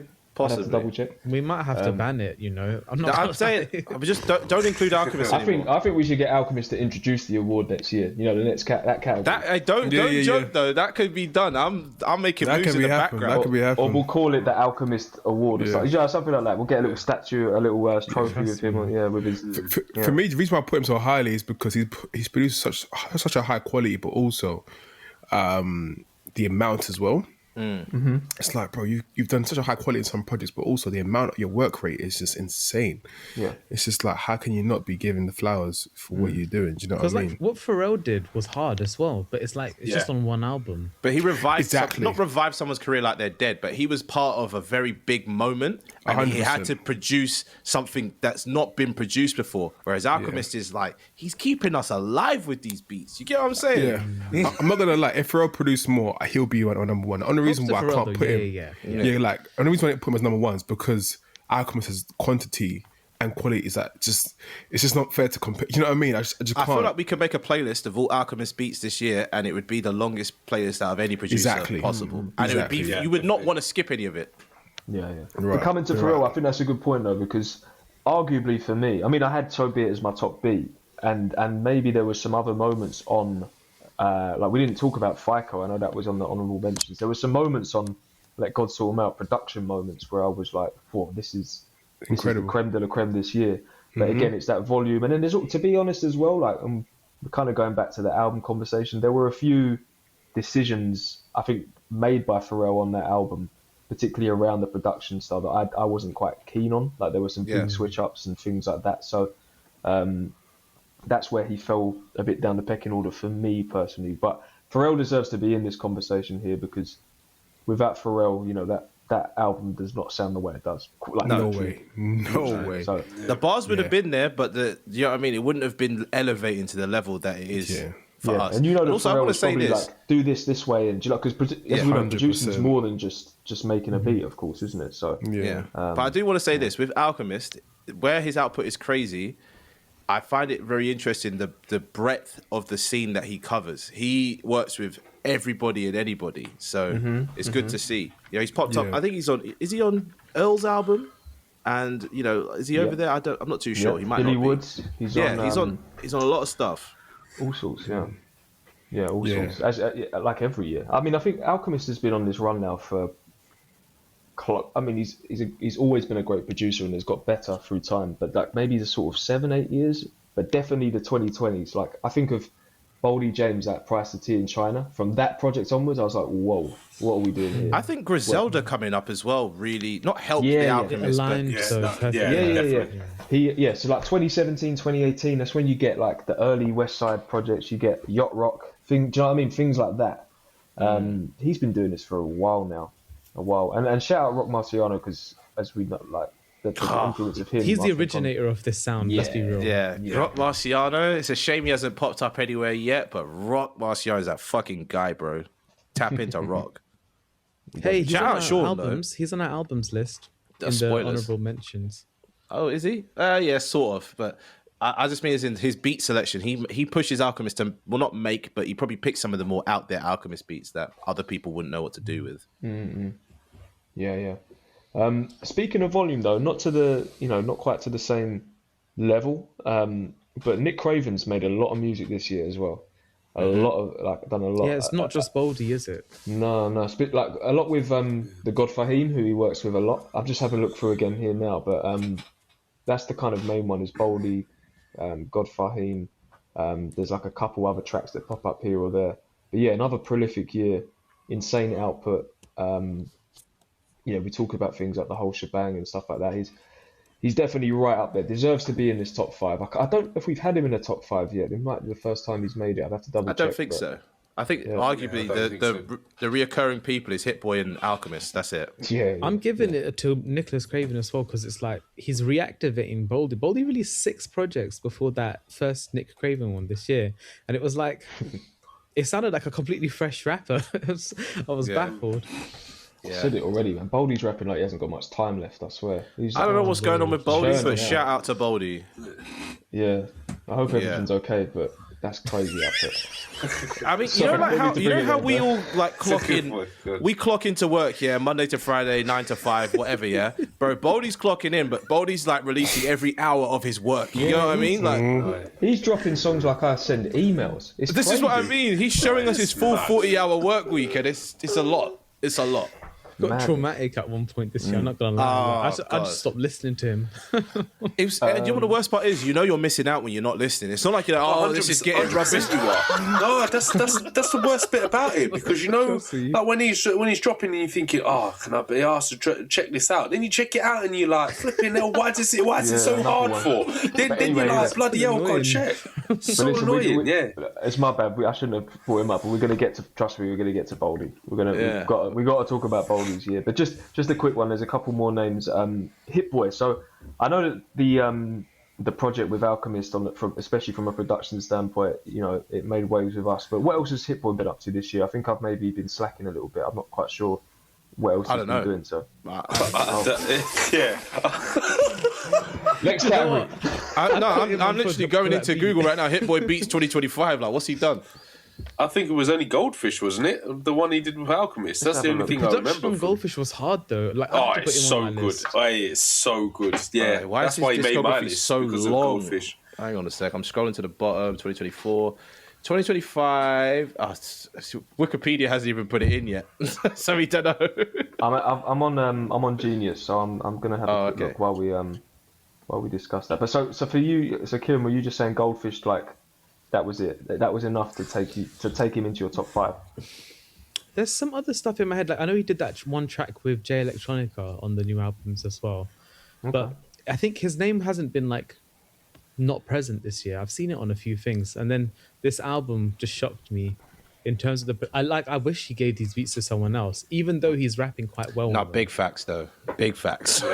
These beats should have gone to someone else. Honestly, some of these beats should have because like it's not even being disrespectful to Hit Boy. I don't even mean for it to be like that because he, like what Kieran said, he is rapping his arse off, Hit Boy, and he's doing really well. But when I tell you the level with some of these beats, you're like, you could just imagine someone just absolutely just destroying the beat, like just making it like. Oh, no, I can't say what I was going to say because that is going to sound disrespectful. I don't want to say like it's a top tier song, like, but I'm just saying the beat is so good. You'll see like a good. You'd see someone just kill it. I don't want to sound disrespectful. What I'm going to say is, I got a question. I know. I got a question then. So everyone doesn't have to answer this. It's just for anyone who's interested. But business merger. Which rapper would you like to hear on business. It's a merging? really hard question, man. Every single rapper that wants to rap on it. What are those, like 20 rapper posse cuts or something like that? Yeah, like a hypercut. Make it like, what's that song with Busta Rhymes? Touch It. Touch it. Touch it, yeah. Mega mix. Do you know who would actually sound good? Joey Badass would sound really good. Joey and Badass would kill that, yeah. Let's hear Baldy on it. Why not? Benny. I think Benny would crush that. Benny would. That's what I was just about to say. Benny, I was like, Benny was on my mind. I was playing the beat in my head and I was trying to get Benny like what he would sound like. But Benny would like, yeah. And Benny's been doing some like when we get to best rapper as well. We need to talk about Benny as well. You know, I think people have been sleeping on me. He's had a fantastic year. Yeah, it's a hard year. Like I know, I keep saying it's been a hard year. It's been a hard year, but genuinely, this year's been so hard. What are you laughing for? It's funny, man. It's a funny way to say it, but it's true. Just to quickly bring up the name, I know only me and Kieran had him in our list. Kenny Siegel. I mean, do you know what? I'm going to be honest, and no disrespect to Kenny Siegel. I'm actually thinking to myself, should he have been in my top 5? What do you think, Kieran? Don't. I think that beat he made, Misery, is crazy. Oh, Misery's crazy. Yeah, Like, Misery yeah, is unreal. so I wanted to say that as well. Just get a song because it's one beat. Like, you might have a point actually. Yeah, he also did that album with Rap Forever as well. I was about to say, and like I didn't really like the album, but the production was cool. But it's just that Misery track is good, and I think he had another one on the album as well. But I think because I'm just having a look at mine now. I know there's obviously No ID did his thing on that project, but Swindle over here, what he did for Koji on Don't Look Down and Nux album too. There's a couple where I'm like, oh, could they have crept in? I literally just added a bit more to the honourable mentions as well. I like that you put Primo in there because Primo. Where's Emil? I mean, you know that you could have him in there if you want, but I've just added in what I saw from our list that didn't make it but was ranked quite high. Primo's been doing. Honestly, Primo did the people. He did the what's it called? The rap group that came back, the older one. Oh, what De La Soul? Yeah, he did that. Yeah. He had. He has project. What did you all think of that, by the way? Oh, it's brilliant. Great. It's one of it's sorry, fantastic excuse album. me. If you were on the episode, Sean, you would hear it. It's coming out tomorrow. I was paying the bills, man. I had some work to do.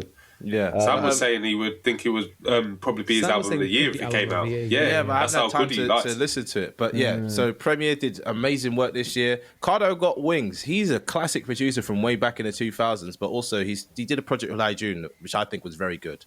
And kind of jumping back to what I said earlier about rappers and producers doing whole projects together, Cardo does that all the time.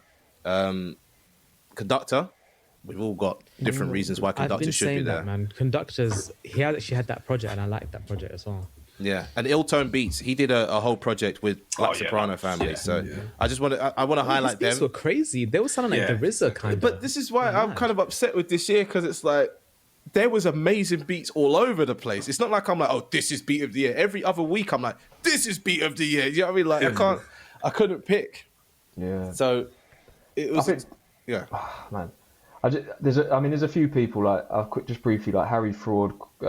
Always Harry Fraud. But for me it was, I know I've said them already. Emil, like the amount of projects that Emil was involved in, from Mick Jenkins to Loyal Kana to Nux to might have even been on Koji as well. They had their hands in many projects this year, and some of the best ones. The production. That's sad. He's number 2 for Sean. Well. That's really sad. Sean, I think next year what we need to do is if we have someone in our top 2 or 3 by the time we do the kind of cut-off time that no one else has, we have to prepare like a mini EP of like 5 songs of why you should fuck with it. You know what I mean? Yeah. Because it's like I'm looking and I feel quite sad for you, man. Because Emil must be fantastic, but I don't know how much of him I've heard or what I've heard. You know what I mean? Listen, the one thing I'd say is that, and it doesn't necessarily mean it's a bad thing, but when often a lot of the tracks are co-produced, so there's others involved. So again, you don't know to the extent to which the said person has contributed to that track. It's just the fact that they're involved in so many, and that all these artists wanted that person's ear. Do you get what I'm saying? It's like that says something about them. So, maybe next year we'll see. Yeah. Well, we know what Emil sounds like for sure with that Mick Jenkins project. I feel like that one's a legit one. He sounds. Those beats are hard. Yeah. For sure. Okay, should we go to breakthrough artists? Yeah, I mean, Yeah. you already explained at the top of the episode why this has changed and what's changed about it. But just so people who might have forgotten that, it's not about this is the first year this artist has started releasing. It's just maybe they've come onto our radar or they've become a bit more popular in this year. Not a bit more popular, but a lot more present this year. And so you'll see as we go through the names of who made that cut and why and all that kind of stuff. But I'm going to say for Neil's sake as well, I should have put this on.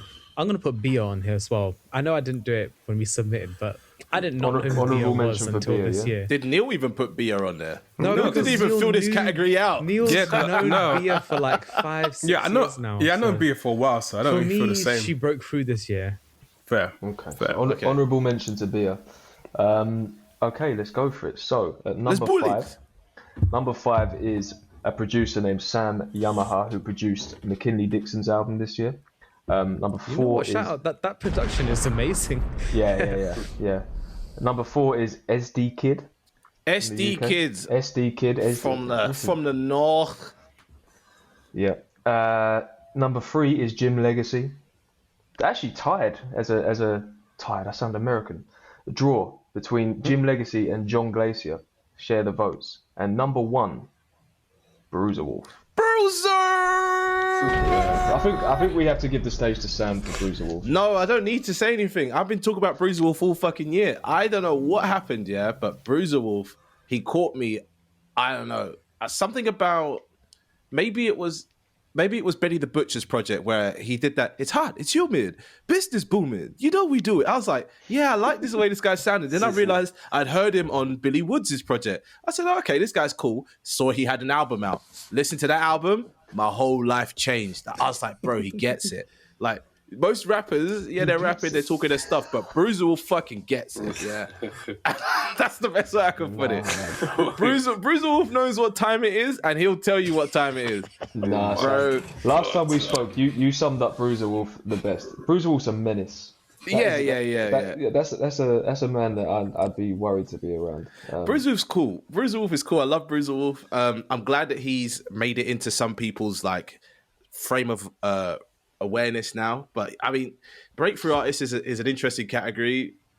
I feel like I kind of stole it here, but it is what it is. Bruiser Wolf's fantastic. Look, you can see the score. Bring him to us.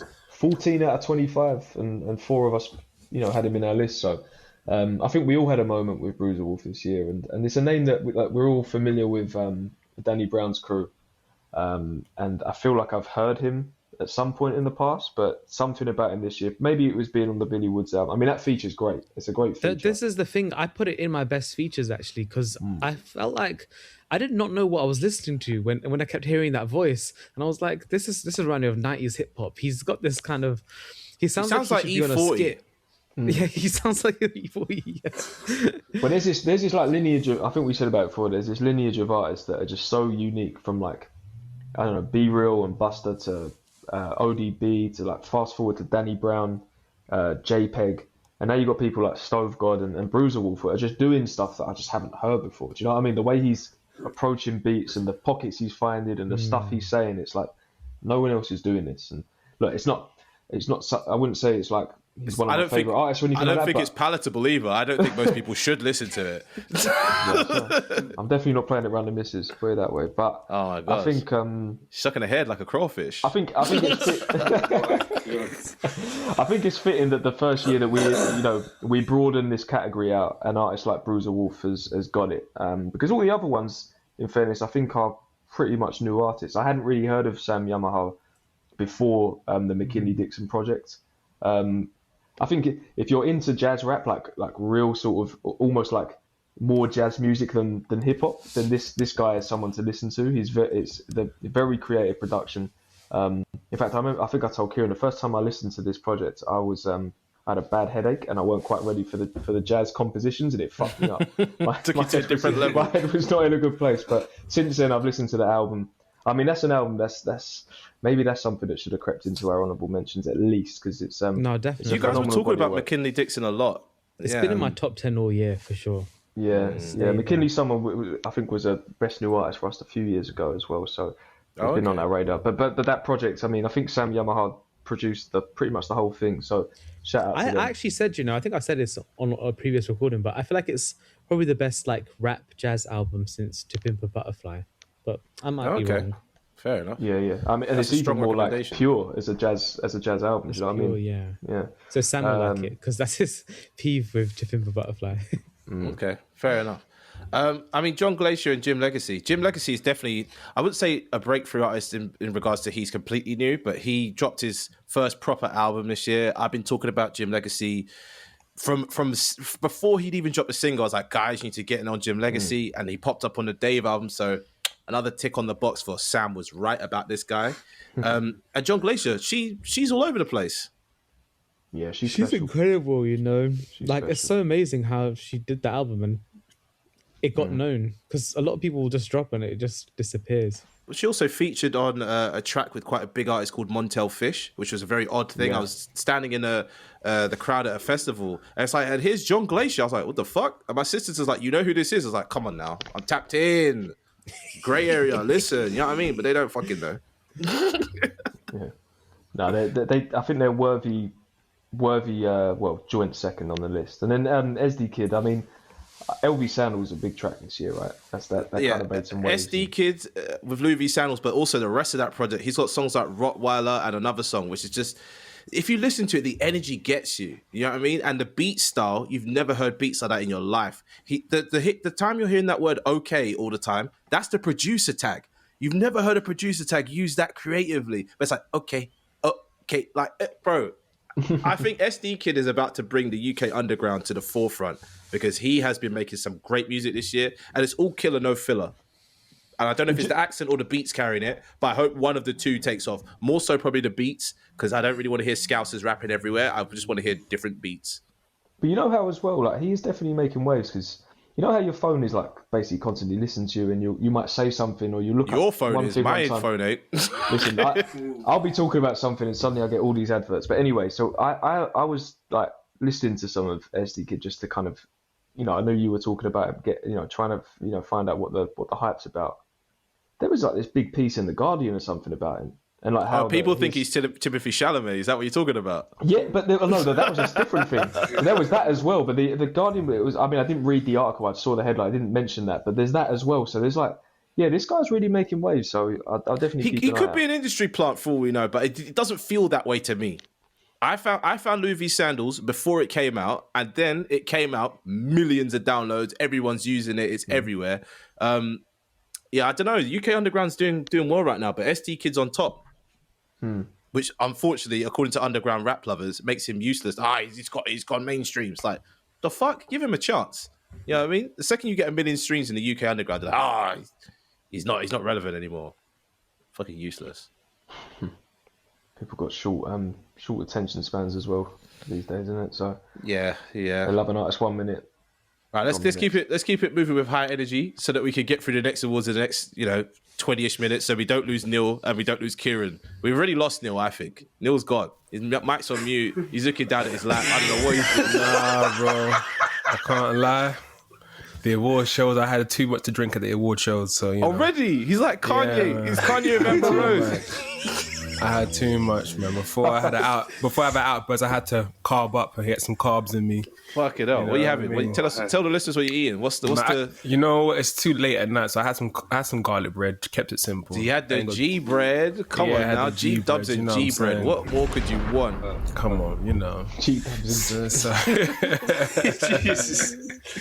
So yeah, man. I had that. The boom boo got me, so I had to, What, the what now? No, the boom boo. Don't do that. Don't do that. Don't do that. Yeah, the rum got me. All right. So let's keep it moving swiftly on. Come on, Sean. Okay. Let's jump through some hoops. Let's get this going. Let's do this. Right, number 5, Freddie Gibbs and the Alchemist Ensalada featuring Anderson .Paak. This song Number is 4, sick. Mick Jenkins and Emil, Words I Should Have Said featuring Any. Yeah. Number 3, Clips, So Be It.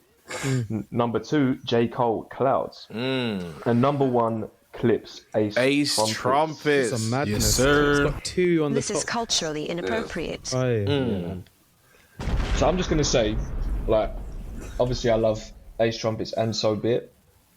I think there's 2 things. One with Ace Trumpets, I think maybe had the benefit of going first in the singles. It was just such a moment when that song dropped. Again, just sounding fresh, but kind of capturing that Clips essence from back in the day. And I don't think people really I don't know. I know certainly here there wasn't that much anticipation for Clips at the start of the year. So I think it made a big impact for us. And then secondly, this is might be controversial.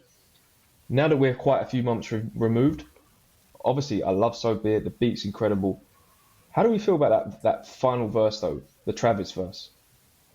Because that's the bit if I'm getting nitpicky, that's the big part of the song. Yeah, but is it now? Part of the song. But is it I don't know. That bit didn't hit for me because I didn't know. It's irrelevant now, isn't it? Because you thought it was going to turn into this big thing, and it didn't. Like Travis didn't say anything. Travis just ignored it. Off. He just brushed it off, and then just wasn't anything, was it? I don't know if you. I mean, I think you might be being generous. I feel like Travis knew what's Travis gonna say? Like, it's not even what Travis going to say. No, but like, how is Travis going to? How can Travis? Drake's one thing. Drake can rap. Like Travis isn't. That's what I mean. Do you know what I mean? So if someone says for Travis Scott, they know that they're beating up someone that won't punch back, basically. And that's what I'm saying now. So when I was like going through like doing my final list, I'm like, Ace Trumpet, So Be It, and that's the only thing that we're like now. Like I said, a few months removed, nothing really went anywhere to that beat. You feel like he was kind of punching down a little bit. So it's like, if I had to be nitpicky. That's not why it's there for me. It's there for me because of Malice. So be it. That's why it's there. Malice versus unbelievable. No, I'm trying to get to the why Ace Trumpets is over So Be It, and I'm just giving my reason. It's like if I have to be nitpicky, fair enough. I'm not feeling that third verse like I did when it came out. Whereas Ace Trumpets is just very clean, tight. Do you know what I mean? It's like it's perfect to me. You're right, Sean, about Ace Trumpets being single one. It's like that was the mind blowing moment. Whereas So Be It was like, oh, they did it again. But like Ace Trumpets, it opened like a new pathway in my brain, and so I had to just put it number one because it's crazy.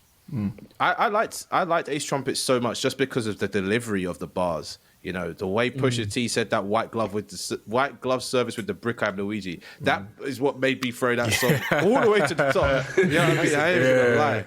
The Malice coming through with that whole penny a la vodka, all that kind of whatever, talking about food and the whole way through the verse is that sound at the end. Exactly. So I think it's a fair representation of, if you want to hear rapping at the highest level, quite literally from two legends in the game, that song is it.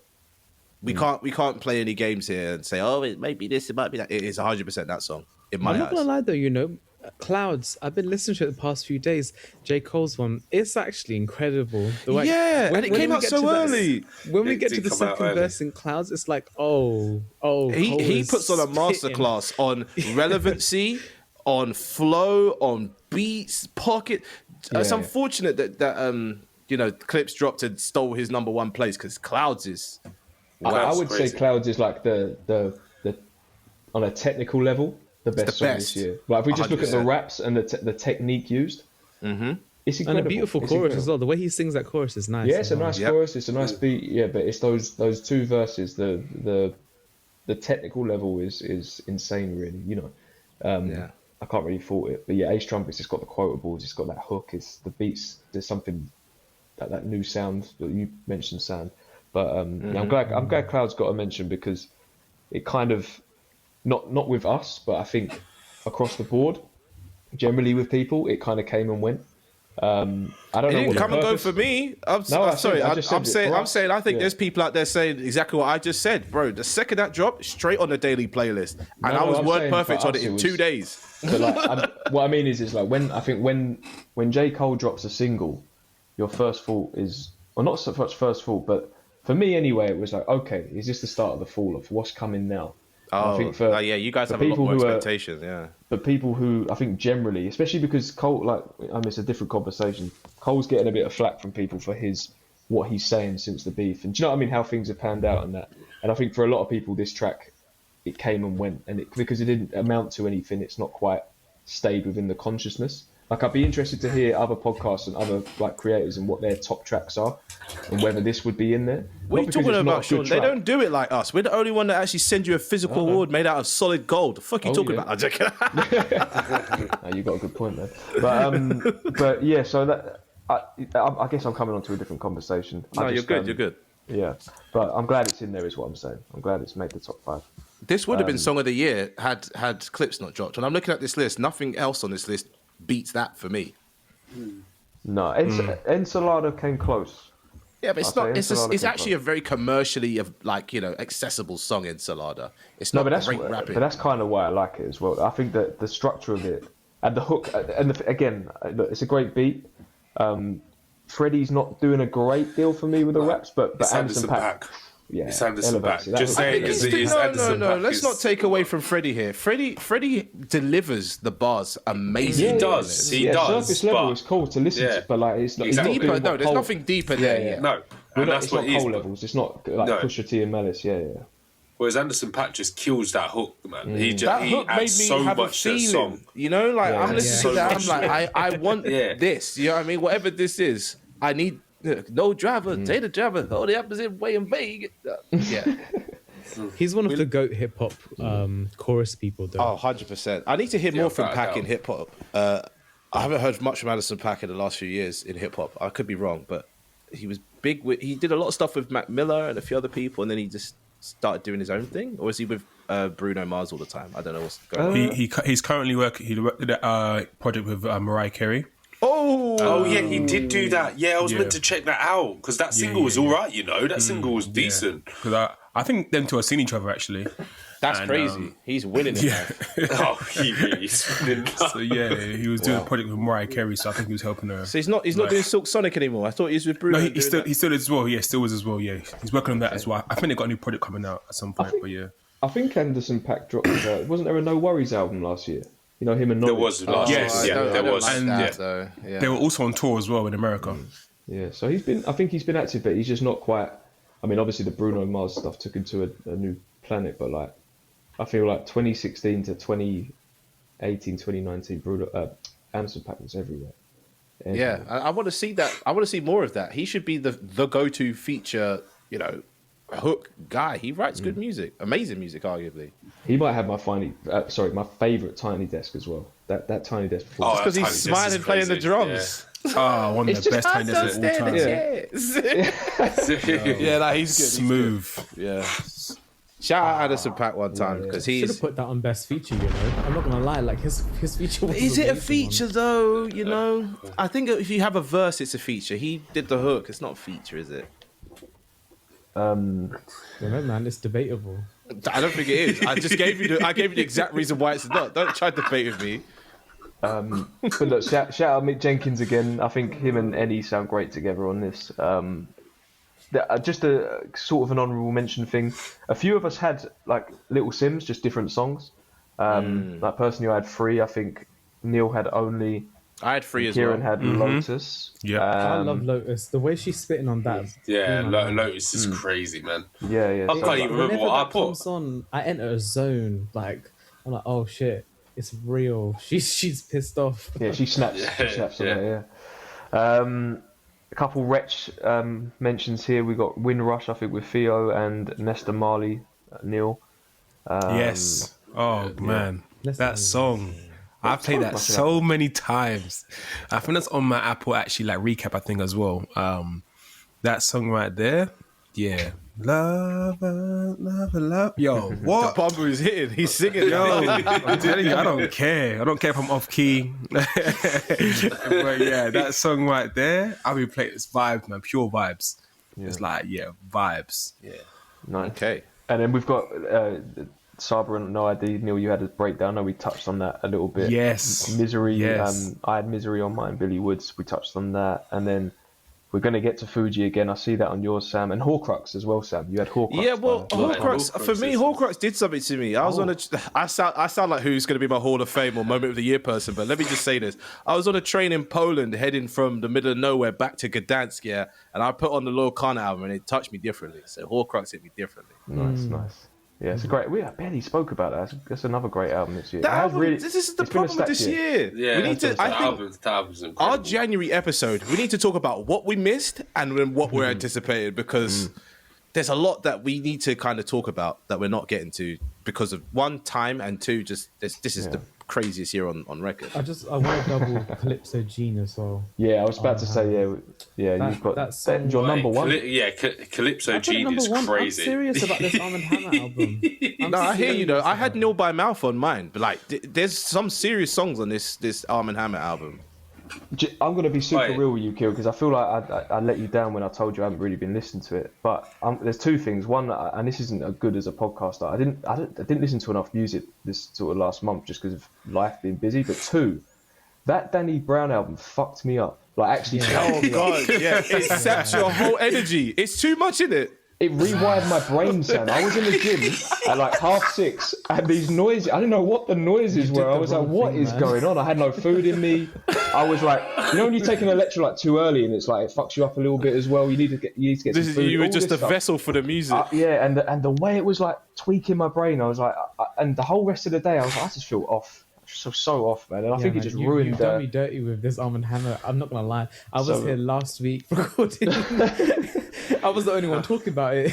Yeah. Oh no! I ain't gonna lie. This year's been a weird one, but you're right. Danny Brown did do some great stuff, and also I want to say, I've been saying it. De La Soul probably might have my song of the year, but that album's crazy. Really I can't stop playing it.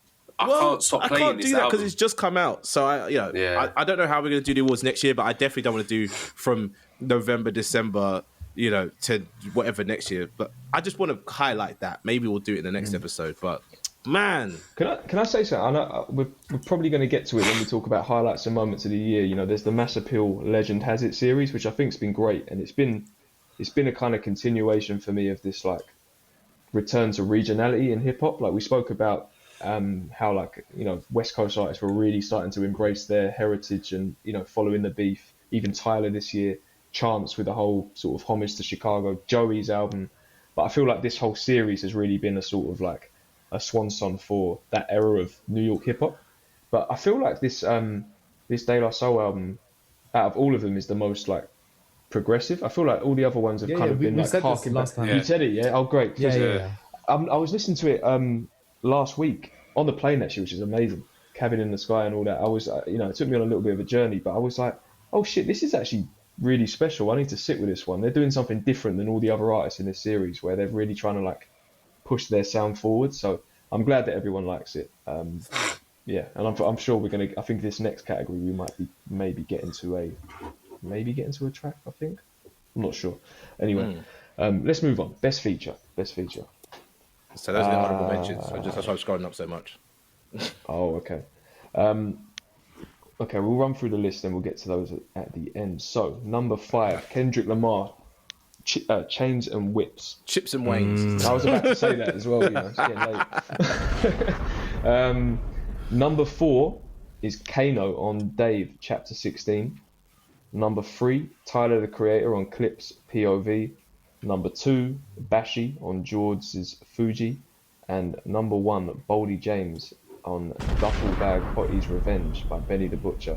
I've got to be honest, I don't know what to say about this one getting number 1 because I can't explain why I love this verse, but every time I hear it, I'm like, he just blacks out. Like he does black out though. He does black out though. I'm sorry. He just I think I've just had too much Boldy this year, and this was the best of that Boldy, Sure. But like, what's he even talking about? Do you know, like, I think it's the flow. I think it's the way he's riding the beat. The flow, and he doesn't. But he doesn't stop. Clear.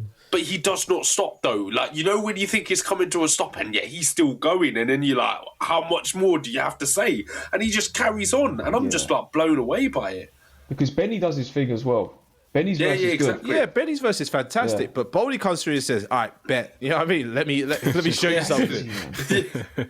And it's effortless to him. It's effortless as well. That's the thing with Boldy. It's like, the swag on that one is crazy. But I don't know about you lot, when I'm thinking about best feature of the year, the thing I first go to is like, did this person like shine on that track? If you're featuring on a beat and like either you're kind of on the same level as others, or like you're not whichever artist you're featuring with, if they've still got that, they've picked you to it with their verse, I'm not really considering it, no matter how good the feature verse is. But I feel like a lot of these, and particularly like obviously my own, personal preference in that, that's what separates it when we're talking about feature of the year. It's like, did you hop on that beat and own it? Do you know what I'm saying? I feel like that's the kind of what I look for anyway. I think that's why, like, for example, POV, Pharrell had to switch the beat for Malice's verse because Tyler was so good in that middle bit. It was like, yeah, we like Malice is coming different though. We need to switch it up even more. Guys, I'm gonna be real. I feel like Malice had that. I've got to be honest. Malice had the better verse Malice on did that have track. that. Yeah, But Tyler's was so good, it made this. But you know, I think for me it was great as well. Like, I didn't read the titles. I didn't know Tyler was coming in. So when I was listening to it, I didn't know who was going to come in next. So when I heard Tyler coming, I was like, oh shit, I got gassed. I was like, yeah, that Tyler, yeah. All right, cool. Yeah, that's sick. So I was gassed when I heard them come through. I get that. But that reason that I just gave it applies to Bashi as well. Definitely, yeah. Because George and Koji do their thing, but Bashi, whoa. He came on aggressive on that one as well. I want to say, why all these rappers talking about killing, the murder rate's not high enough or something like that. I was like, what? Wow. He killed it on this one. I think as well the delivery of that. He's like, how many rappers are killers? How? You know what I mean? Like, yeah. it's just, I think Bashi's had a great time the last few years. When did his album come out? Last year? Am I right in saying that? Yeah. He's been on it's been his time ever since. Since that album. And this verse was honestly one of the best verses of the year. I mean, it got beat out for obvious reasons, but it's relevant. It's it's talking to the right stuff. I would 100% say that Bashi's outdone himself and put on a really good show for the rest of the world, because we are global with the podcast. So people around the rest of the world listen to this song. It's fucking fantastic. Yeah, man. Yeah. And then we got Kano on Dave's Chapter 16. That came in at 4th. Can I ask what part of this you guys like? Because if it's the end part, then I would like to remove this from the list. What are we doing now, man? Come on. I don't know why we do this like through I'm gonna quote you. What the hell's going on? You said when this track dropped, that's one of the verses of this year. This verse is too the prominent. verse, not the lifestyle bougie. You're bougie. I'm eating goosey. No, I don't want Jesus that. Christ. Don't Wow. want that. That end piece needs to be a skit on the side. I don't listen to that song because I know that's gonna happen. I see you, bro. What the thing with the fat? Oh, fuck me. Don't do that. Don't do that. Make a song. Like that was the most discreet podcast he's done, because that was a podcast that he put in there again. He had a guest for once. Nah, man. Hey, nah. Lifestyle bougie, man. Do you know what I loved about that verse is it felt like Kano was just kind of saying a lot of the things, like how I actually feel about where he's at in his career, and he kind of like, how do I word this? I think it's too late in the night. I need to think of my words before I go forward. Too late in the night? What are you talking about, boy? It's the award show. Hey, come on now. Hey, Neil's back. I was going to say. Oh, shit. Oh, No, hang on. No. Keep that in. That's I thought we'd lost it. Nah, man, you gotta let that shit fly, man. Yes. Go ahead. I needed someone to tag in there and help me out, but Jack, man. We're just listening, man. No, yeah, do your thing, man. You're good. You could ISO. He spoke the thing that everyone was thinking, but it's like self-awareness, isn't it? Yeah, I think it's. Do you know what it is? Is that we all hold Kano to a very high degree, and I think that a lot of other people that are invested in this are, but I don't think a lot of people that listen to Dave maybe know that. So the kind of like wasn't really a history lesson. He was spitting game. I guess that's what I'm trying to say about the industry, about his legacy. And although it was conversational and it very much required the pair of them, there's a reason why I think that Kano was allowed more sort of freedom to go off and spit what he was spitting. And I know, look, Sam's taking the piss and all that, but I quite liked it, man. I quite enjoyed the conversational style and it's tongue in cheek. It is, it's endearing and all that. It's not bad. I'm just being my regular self, Yeah. Does anyone else have anything to say about Kano? I thought he delivered really well. I thought it was a really, really nice back and forth.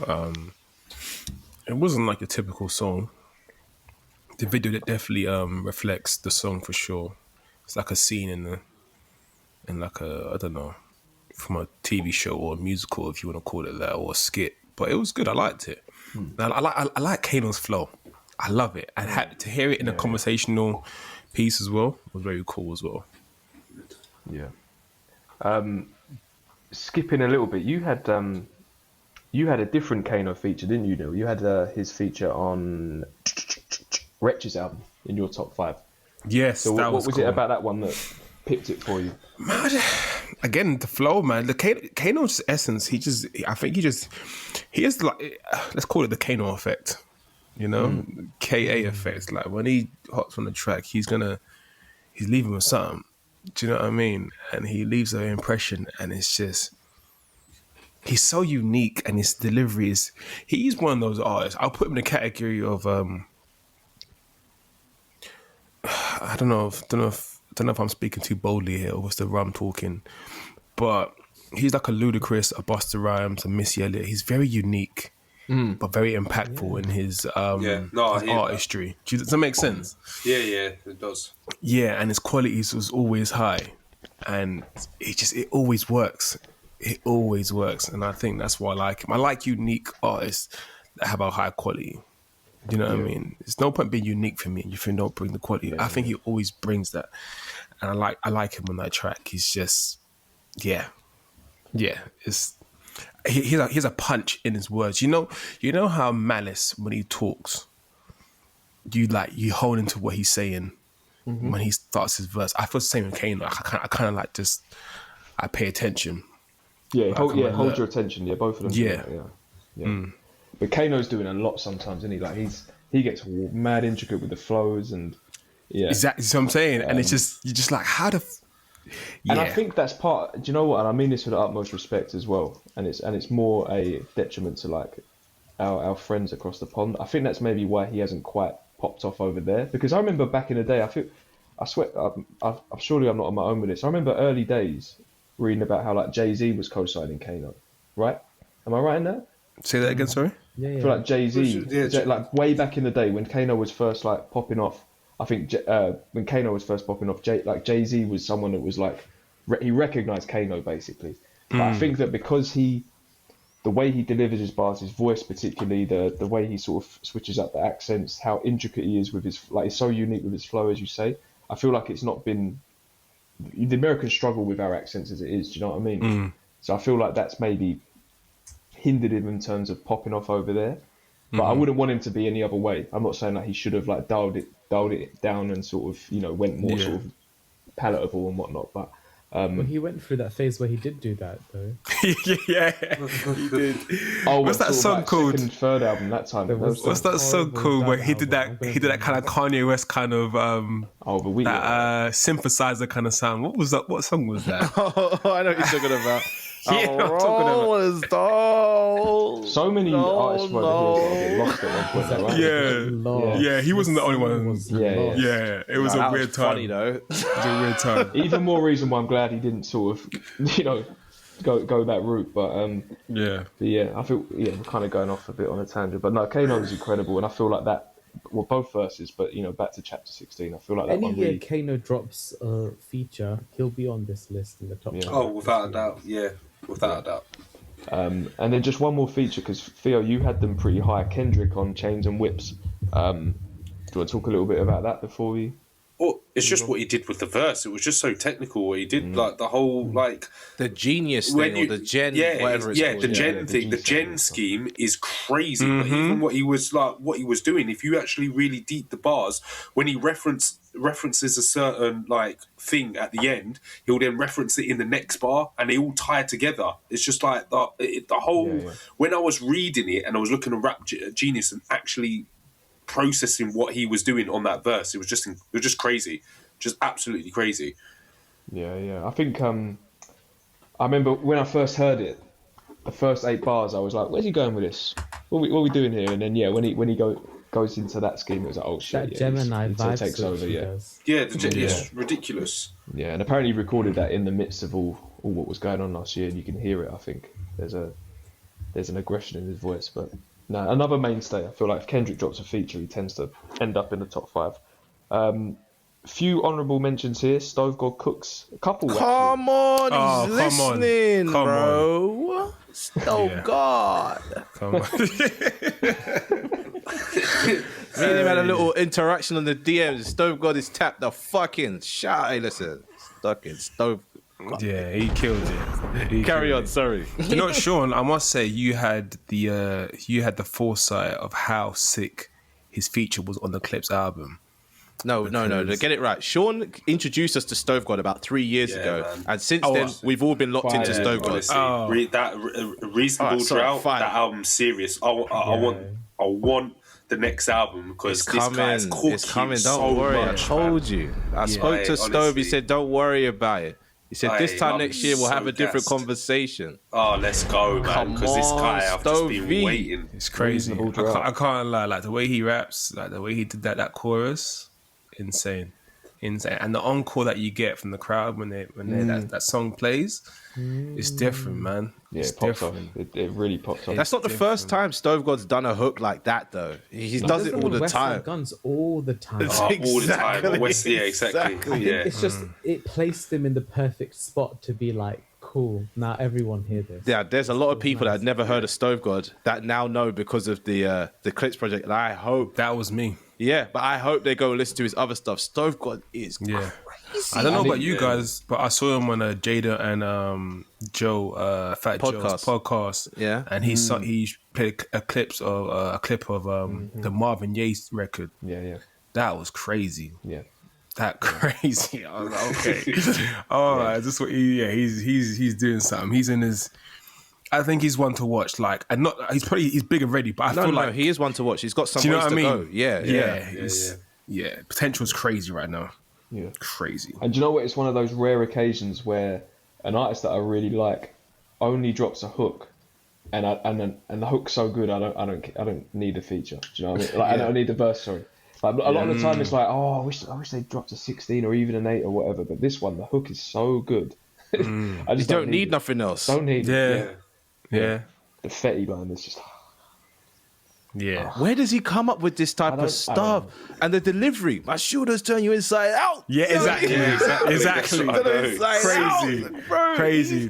The Fresh Prince? Come on. Did you get what I mean? That was a bar. That was a Most bar. He thinks Every line. differently, bro. Like Stove God is I'm sorry, the Fresh Prince one was the biggest bar for me. That was like, okay. All right, cool. Insane. Yeah. Okay. And Nas. And Nas got a couple of mentions. Yeah, but because I didn't even know you could vote for this, man. I would have had it right up there. Like, this is a travesty, man. What do you mean the awards are for? No, because it was a cut-off. It was a cut. No, it was a cut-off. Down, man. No, Oh, you say right, I see letting what me you mean, I down. see what There's you a mean. cut-off. I see what you mean, yeah. We actually The cut-off agreed that was we're not gonna. Friday. The No, song could have we're been out talking for a about in whole terms- week. Oh my Nah, God, this the album original came cut-off. up on the The original cut-off was different. cut-off. We weren't including stuff like from like November Yeah, no, 21st you're right, when this you're right. album came out. Otherwise, I would have been voting Nas. But Hell, then you would have been you- high. So I don't know if Listen, just for the viewers' benefit, we're recording this on Monday the 8th of December, so there might be one or two things that we miss.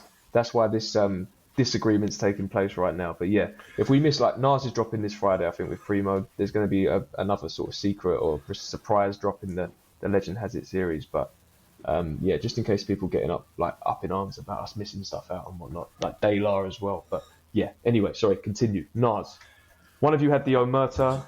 One of you had Run It Back. I originally had Omerta, but then I thought, Omerta's you know what? Like, disgusting I'm as sitting well, here, man. Run It Back dropped. That's actually a better verse, Oh, it is a better verse. He goes crazy on But that. Omerta's Actually, amazing too. Genuinely, Yeah. Omerta would have been in my top 5, but the Run It Back one, when I listened to it, I'm just like, how is he? He sounds like he's from Illmatic on this track, like for real. He's really. He's just like, sounding hella fresh and current. It's the just speed mad. he's spitting is crazy. I can't. I need to digest it still, but I know it's crazy what he's doing. Yeah, he sounded incredible on that. I'll give him that because I know I was a bit critical of his verse on, or one of his verses on the Mobb Deep album, wasn't I? The one with Georgia Smith. I was. Oh, I can understand why you were critical of that. Yeah, It's that the makes delivery sense. he was trying Yeah. to do. I Yeah, get yeah. why you criticised it, but Yeah. you But also this one- criticised his clips feature as well. I remember. Do you know what? It wasn't might have come across critical. I think because Kendrick and Tyler did their thing, and Stove God, of course. It was like this one was.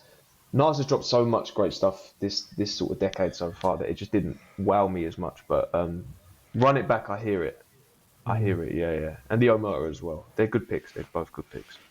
Even the original version of Omerta where he's dissing. Oh, the Jim original, Jones, the even original more. one is phenomenal. Yeah, the way They're he all good the way he disses Jim Jones is crazy, though, man. Like he turns his character upside down, man. He fucked him up. I'm not gonna It lie. doesn't feel like the kind of thing a business owner would do, though. Yeah, I see why he didn't put it out. But just a few more mentions before we move to the final category. So I know I had clips in my top 5 on Jid's Community. Look, Jid did his absolute thing on that track, but both of them pushed as well. But Malice's verse, powerful, man. The whole Mob Deep scheme and what he's talking about. I thought that was a really good feature. I see, Sam, you got Skylar Blatt on Benny's project. Oh, Money and Power? fuck me! Don't even get me hyped up again, bro. That verse is crazy. Oh my god, that verse is fucking crazy. No, Skylar Blatt, she does a lot on that verse. Like that whole song's really good, but she says some crazy stuff. It's like, you know, when what's his name? Denzel Curry had that song with ASAP Ferg and all that kind of stuff. Yeah. Hot Ones. Mm-hmm. That girl that was rapping on there, was it Tia Corrine or something like that? Tia Corrine. Mm-hmm. It's that same kind of energy. She shows up as a female, and you know we don't like to do that kind of She shows split. up as a female. Wait, what? Oh, Kieran, don't do that. You know what I mean? She's a woman on a song, and she shows up and she has the best verse. That's what I mean. Don't do that, Kieran. You meant to go to bed. Are some women showing up as men? Like, what's going on? What the fucky? Right, we need to move swiftly on. She shows up as a woman on a track that's full of men and does the best. I get it. Bruiser Wolf on Black Christmas. We've already touched on that. And then last one, Big Sean. Theo, you had Big Sean on Hood Politics. Murder Oh Beats yeah, because and he went crazy on that. If you listen to Big Sean, he went absolutely nuts on that track. Just the flow is insane. I've That got Big song Sean is just- fatigue though. I've got Big Sean fatigue. I don't know. Maybe it's Nah, his I'm voice. saying, yeah. I just I'm not impressed by him. Don't do him like that, man. It's personal. It's not factual. It's just personal fatigue. Oh, you know? okay, it's fair. But He's there's some popped up other every now and features though, because remember Jid's Larry June. feature on Jid's feature on Alfredo 2. Nice. he Freddie's snaps song. on that. Yeah, He snaps on that. he Yeah, I was absolutely gonna- snaps. yeah. Yeah. I was going to bring up Jid in the next category as well. Yeah, Jid needs. Oh, and also, I didn't really have it in my top 5. It just missed out. Offset Bodies with Jid. Crazy. Yeah. Yeah, that's a good Crazy. song. I heard Yeah. that. Yeah. Yeah. That should have been on the best song category, you know. Oh, yeah, let's segue because Seguri. let's get into that, and maybe we need to talk about that one. Even though, well, I don't want to spoil anything, but let's just get there. Actually, no, best wait, we wrap-up. did best song, didn't we? Yeah, we've done. Yeah, I'm best tired, wrap-up. man. What the fuck am I This is what I'm saying. We need to move expressly. Fuck, we need to have a break or something. Don't worry, the next 3 sections will be really quick and then we'll be out of here. So let's do best rapper. Let's do this. Okay. Oh my days. Right, last but not least, lot we of good are rappers here, at man. the final category, best rapper. Okay. Number 5, Koji Radical. Number 4, Pusha T. Number 3, Billy Woods. Number 2, Boldy James. And number 1, well-deserved Malice. Wow, 20 out of 25 on the score. That's high. Who wants to go with Malice, man? I think it's only What right can that we Neil say? starts talking, or Theo, that one of the two people that love Malice. What? No, yeah, but I'm shocked. I thought Boldy would be number 1. There I'm not you even go. going Nah, to keep nah, it for a real, buck, for real. man. What is going on? I'm mad shocked. I'm shocked. I'm shocked. I was I'm looking shocked at- as well, man. You and me both. I thought we all subconsciously agreed that Billy Woods is rapper of the year, but then Sean's bumped him up to the What's top, going on? Neil's got him at the top, and somehow their 2 tops make it bigger than our 2 tops. You know what I mean? I don't actually get that. The shocked. maths is massive. I'm actually in shock. You know, like, I'm sat here, and when I see Boldy James at 2, I'm like, is this right? What's going on? Boldy's dropped 9 albums. You say he's not number 1.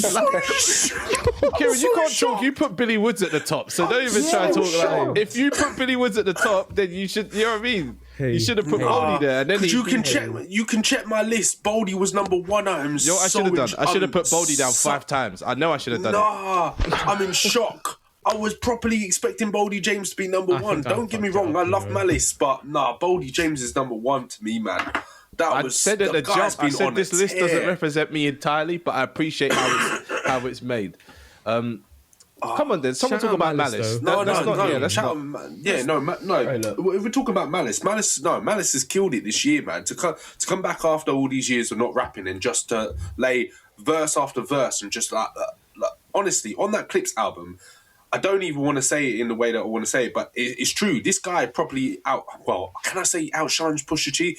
Maybe it's just a support. Yeah, because he just comes in and he's just barring. Like, some of the verses on here are just absolutely incredible. He's painting pictures. It's insane what he's doing. And then when he goes on like the features as well, some of these features on like the other track, like on Jid's album, I'm just like, this guy is just rapping his ass off. Like, it's unbelievable, man.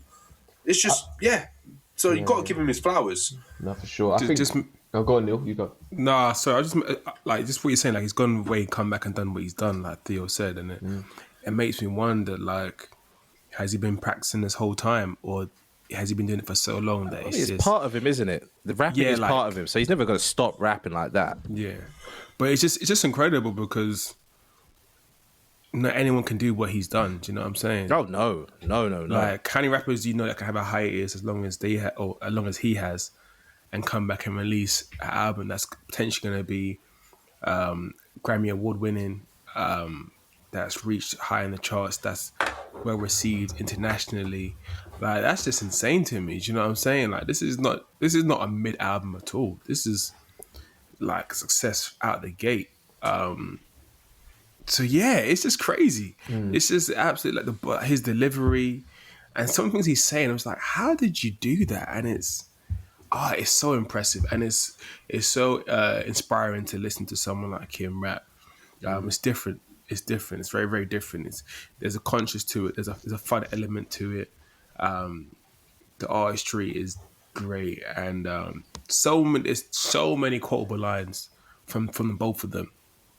But especially from him, and his delivery is something that a lot of people can take. I'm not even saying quotables. I'm saying whole verses that you have to break down and study like a university scholar. Well, that's what I was going to get to. Is like it's a rare feat that your whole verse can be so memorable, but not just memorable, but like instantly memorable. I think we touched on it before, where I said that I felt like Malice was the most economic rapper this year. Like, bar for bar, there's a high. Yeah.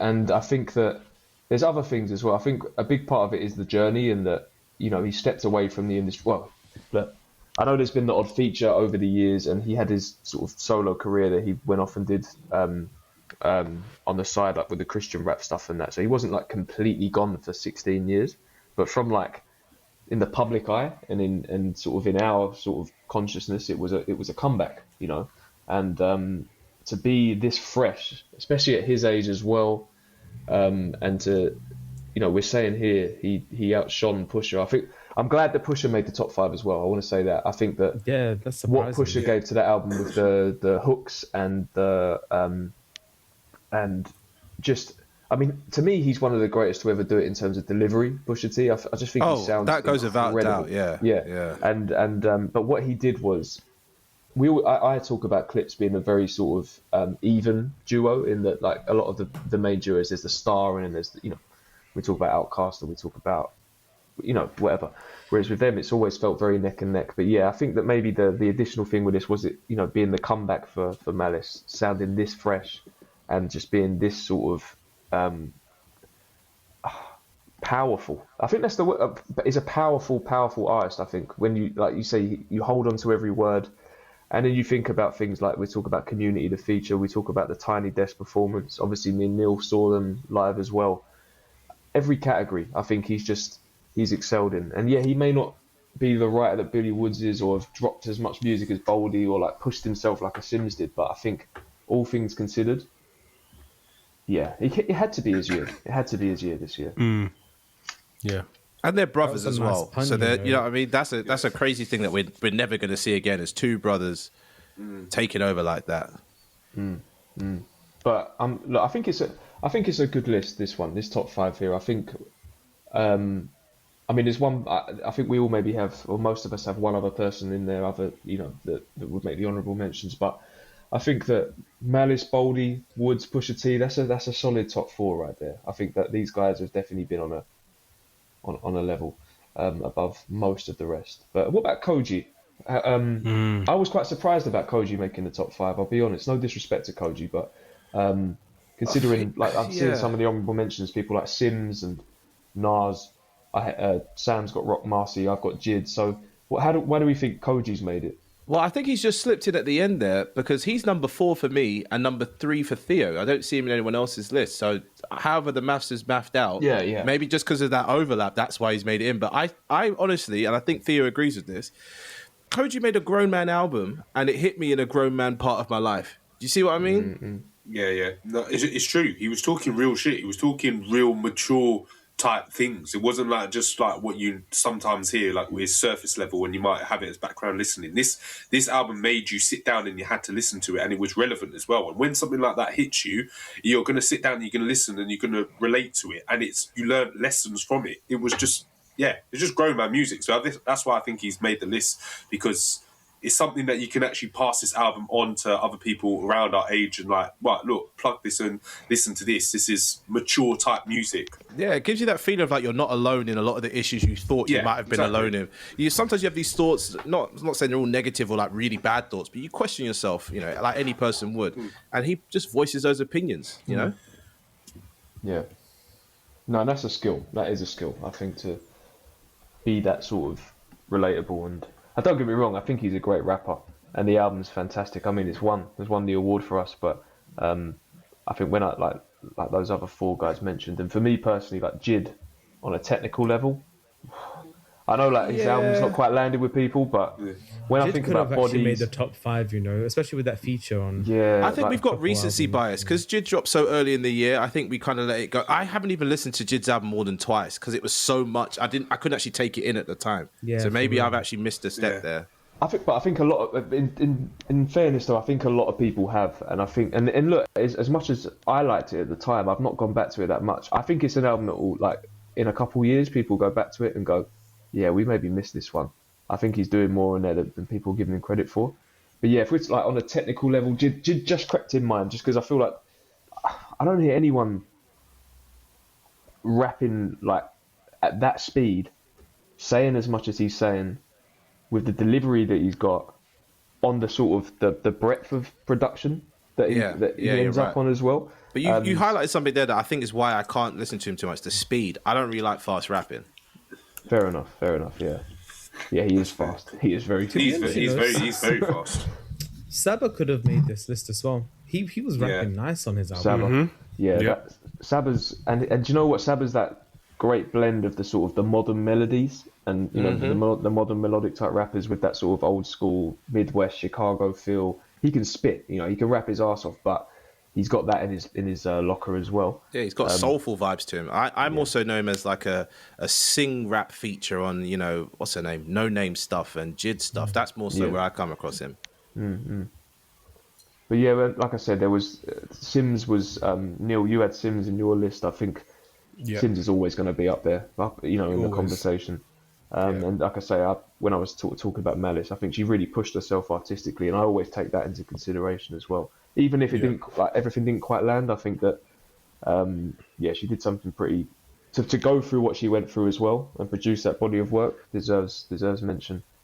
Nas, of course, has dropped a ton of features and he's got an album coming out this year. So, but also with Nas, this week, he's been on my tongue like all year, even though he's barely dropped anything. Do you know what I mean? It's crazy.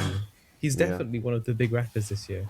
And then Rock Marciano, Sam. I mean, you've had a whole experience this year with that man. I don't know what was going on with me recently and Rock Marciano, but I tell you this: I've heard him, I've listened to him, but something clicked this year, and I can only describe it as the Coldest Profession came out, and I realized that I have not been paying attention to what was going on with Rock Marciano.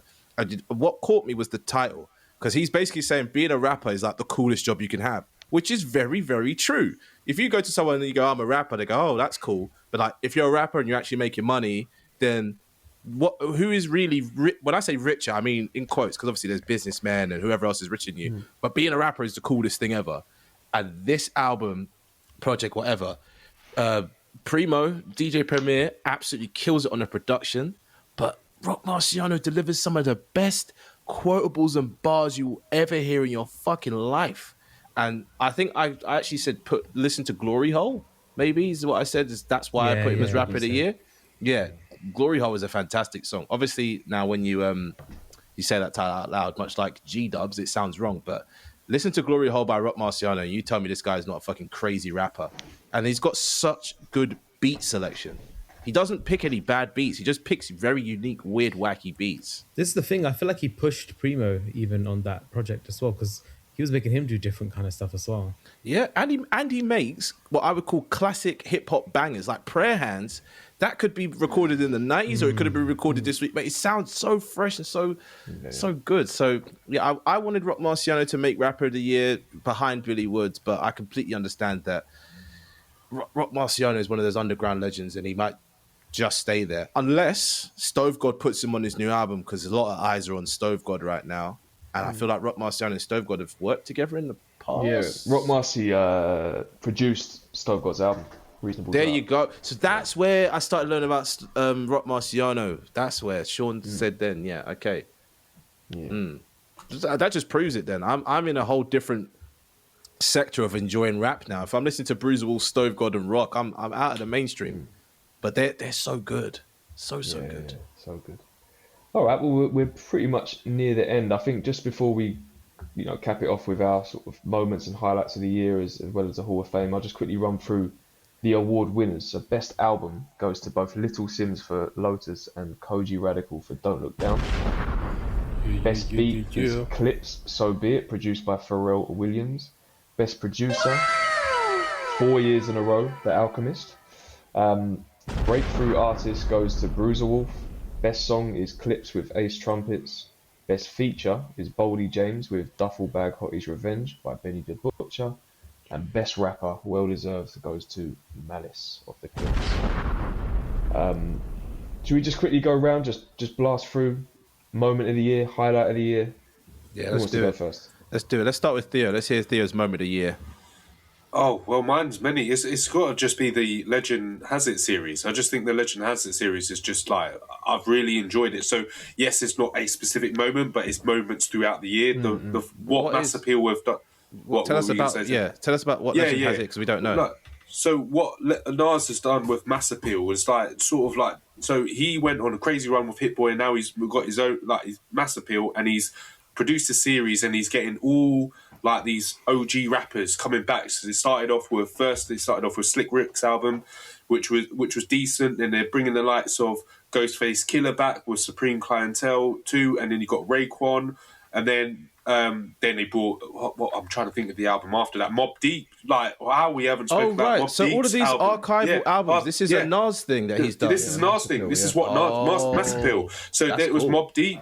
Then it was then we had Big L's album. Then you have De La Soul, and now Nas is coming with Primo, the album that has been waiting for years and years. But this has all been sort of his idea to get everybody listening to that classic. Like, obviously can't really say they're the pioneers, but obviously the people that inspired so many from the 90s, and just saying that, look, they're not done. Like, we may be slightly older, but we can still rap, and we can still rap at a good level, and just to put some remembrance on how good they are, because projects like that De La Soul album and Mobb Deep album are just phenomenal, and they just remind listeners of how good they were, and it's just nice to shout them out, because obviously we've lost the likes of Dave in De La Soul, Prodigy from Mobb Deep, so it's nice just to have a nice touch just to show how good they were, and it's just a great moment to see, really.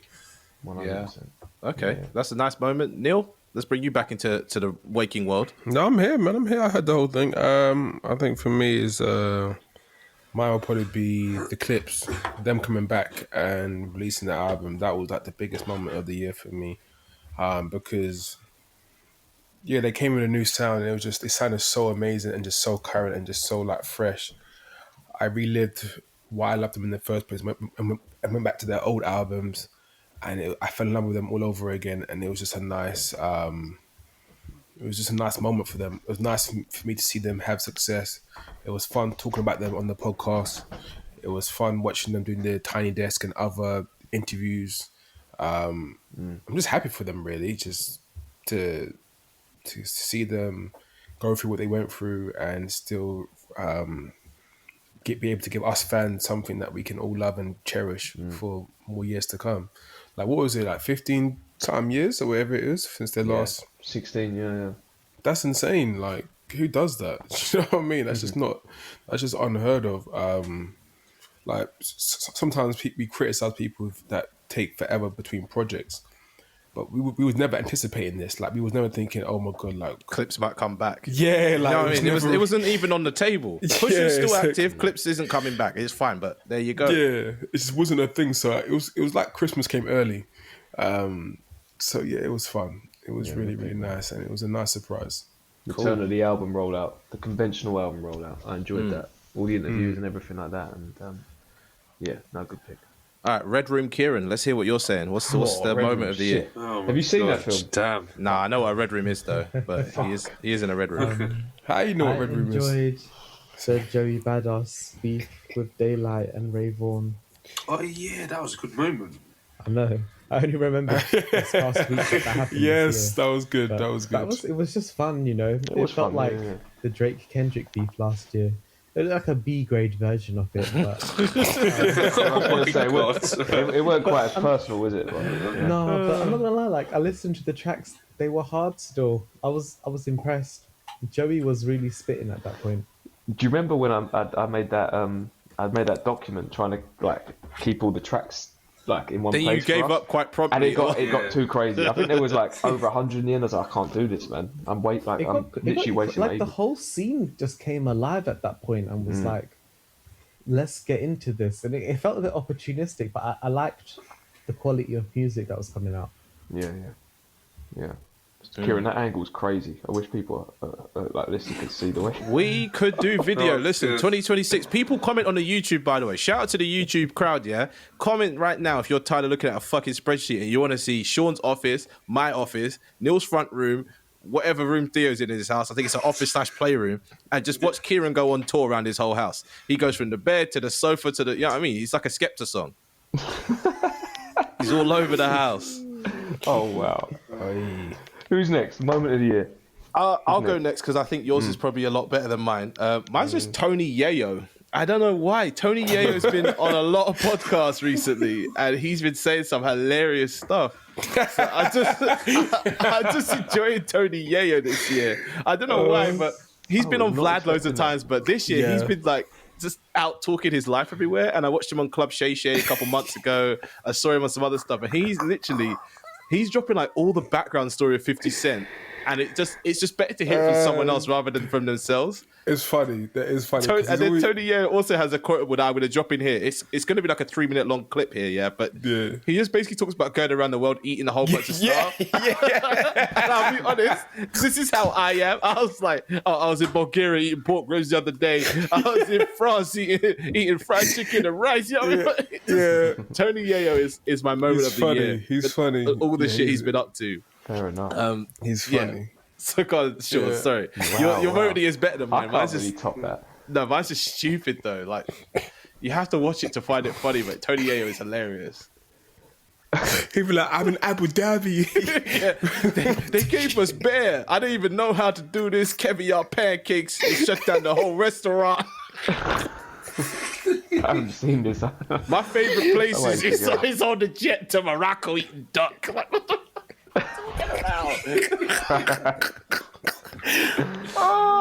I'll send the video in the group because the video is fucking hilarious. Please do. I can't really follow that. No, my one's it's a very much a like personal fan thing. It was Kendrick's Super Bowl halftime show. Yeah, That was a big moment for moment. me. Yeah, I think that it was the fact that Kendrick did the Kendrick thing and was like, I'm not going to do the whole legacy thing. I'm going to get cerebral, and I know for some people it might have been sort of like just sort of going over old ground and longing off the battle, but I think there were some there were some Easter eggs in there that added to certain tracks. So I think about things like Peekaboo and obviously Samuel L. Jackson being involved and the whole story arc. I thought it was an incredible show. Yep. Serena Williams. There were so Serena many Williams was crazy. so many moments within that moment, and then just to follow it up with the tour, highest grossing for a solo artist, to seeing the people in South America and like Germany and all these random places just going crazy to Kendrick's songs. As a fan, you know, listen, Kendrick. It's not like Kendrick's never been. He's always been, as long as we've kind of known him, a huge artist. But to see him reach this height, it was as a fan, it was incredible. So that would be mine. Yeah. No, that's a good solid moment. I'll be honest, Kendrick has reached new heights this year, and I hope that he capitalizes on it with the next album. We don't need a Mr. Morale. We don't want it to Pimp a Butterfly. Give us a good Kid Mad City, like an adult version of that. What has the last 13 years of fame and life been like for you, but the human side of that? We don't want your therapy sessions. We want an album that's gonna topple whatever Drake's gonna put out, because Iceman ain't coming. Let's be honest. Oh my gosh. Should we cap off with a bit of Hall of Fame induction and then call it a night? Yeah. Just to quickly run through for everyone. So the current Hall of Fame, 2021 we inducted DMX, Kano, Mac Miller, and Nas. 2022 was Primo, Dr. Dre, Inflo, and The Roots. 23 just 2 with De La Soul and Missy Elliott, and then last year was Common, Carr, rest in peace, LL Cool J, and Pete Rock. Does anyone have an inductee? Yes. Yep. Yeah? Okay. I've got one as well. I think Kieran's gone. Oh, No, he's oh wow. I was like an Undertaker. Shit. Back from the dead. You know what? My memory's not working, but I wrote it on that sheet. Yeah, we see it here. Someone say it for me. I'll say it for you. I Yeah, can't recall. No, good. So Kieran's inductee is No ID. I think that's pretty fitting after this year. Come on, his great production album. was amazing. Yeah, and just iconic work across the board from the early 90s to now, from Common to Ye to Jay-Z to artists like Saba. He's done incredible work. So yeah, good inductee. Who wants to go next? I mean, if I go next, I'm about to do the same thing I did with Tony Yayo and make everyone start laughing. So I don't know if I should go next. I think I should go last. Okay, I'll go. Let's put Mobb Deep in there. nice. Nice. Oh yeah, nice. Also fitting. Rest in peace to P. Okay. Neil, have you got any Yeah, I'm gonna go with Clips. clips? Okay. Okay. Yeah, that's good. That's a good shout. No, that's a good shout. That's a good one. Because we don't know what we're going to get from them next, and this year makes sense. That's fantastic. Yeah, well done. Yeah. Nice one. My one is Outkast. After their Rock and Roll Hall of Fame, I was like, Oh, do you know watched what? it? Yeah. Okay, I good, didn't- because well, no one else watched it. I saw bits and bobs. Yeah, I kept quiet. I kept quiet about that one. You know. It's a bit embarrassing for some people what happened there. Yeah, well, great. But look, you all know. I'm sure the listeners know by now. I'm after Kendrick, it's Outkast for me. I love them both. So, yeah, it's about time. Okay. All right, you ready for mine? Yo. Mine's 50 Cent for his contributions to the scene, to the culture. Okay, Listen, cool. 50 No, Cent. I already know where you're going. 50 with Cent this, almost man. had my individual moment of the year. Sorry to But this is why I said he had so many moments this year. I said he's got to go in the Hall of Fame for his contributions to the hip hop scene. listen. My moment of the year almost was him, right? When I don't know if anyone's seen it. You know, he's done this documentary on. Yep. That's Diddy, what's yeah? getting him in the Hall of Fame right now. So there's an interview on some news channel out in America. You know, ones where they sit down, there's all the light. Yeah, and all yeah. that. And it's like, would you disclose your the presenter's sources? chatting, and it goes to 50, and he's got the biggest smile on his face, like a Cheshire cat. I'm like, he is trolling. He is just made this documentary to troll Diddy. They've like illegally obtained video footage, all this sort of stuff. But I will not get that smile out of my face. When I saw that smile, I was like, this guy is a troll. Big facts is, yeah. No, I'm saying big facts is that 50 has made some contributions to the scene over the last 20 years that no one else could ever do. We can talk about all his projects and all that kind of stuff, but what I would like to focus on for why he's going in this year is he has reached the peak levels of trolling in that he made a Netflix documentary about his biggest rival. Someone he's always hated Diddy, and now he's finally got his last laugh. Oh, I don't even think it's the last laugh. I think he's going to be laughing for the rest of the time. But if I'm correct, Diddy tried to sign him back when he was up and coming, and 50 didn't like the deal, the terms, so that they didn't go through with it. But yeah, I think there's always been like tension and kind of stuff there, and I think that's why 50 plays liking this even more, because I can imagine he just like, because like he always used to cuss Puff and be like, Puff ain't had a hit for ages. Like if you go to interviews, he'll say Puff ain't had a hit since Bad Boy and like Mason. He'll cuss him off for like all the old interviews and the whole shopping thing as well. Yeah, that's what I was going to bring up on the Breakfast Club when he said he tried asked to take him shopping or something like that. Yeah. Can you see why 50 belongs in the Hall of Fame? He's been consistently just unhinged to a new level. I agree for that, but also his music contribution as well. It's like, yeah, that's why I said contributions to the culture. 50 Cent is a total kind of, he's done everything, and I don't think he's actually done anything bad or wrong. You know what I mean? He's just been consistently a real guy. He put on the whole of G Unit. You know, even that's partly why I wanted to put 50 in as well. Tony Yayo has no bad words to say about 50 Cent. I learned a lot more about 50 from hearing from Tony Yayo about why he is who he is now. So. Yeah, I want to put 50 Cent in the Hall of Fame, 100%. I just remember when he went on the stage when, was it like Jay-Z and T.I. and all that were performing Swagger Like Us, and he just laughing. And he just ends up on the stage with them all. My favourite was when he bought the whole first few rows of Ja Rule's concert, so it was empty. We need to do an episode about this, about 50 Cent's most petty moments, bro. Honestly. Or when he was performing at one of the award shows and he went up to all like his rivals laughing like on the mic. Like he was performing, I think, one of his diss songs, and he was just going up to all of them laughing while he performed. I don't know what song it was. But yeah, it was. I guess when you go through what he went through, you got no fear, right? 50 Cent is living in a dream. You know what I mean? Like, you want to talk about like the American dream? 50 Cent went from being shot up, nearly dead, to what he is now, which is one of the biggest faces in the world. Everyone knows a 50 Cent song. Everybody. Yeah. Household name. Household name. Definitely. Okay. Well, it's a wrap. 2025's over. Yeah. Yes, sir. Crazy.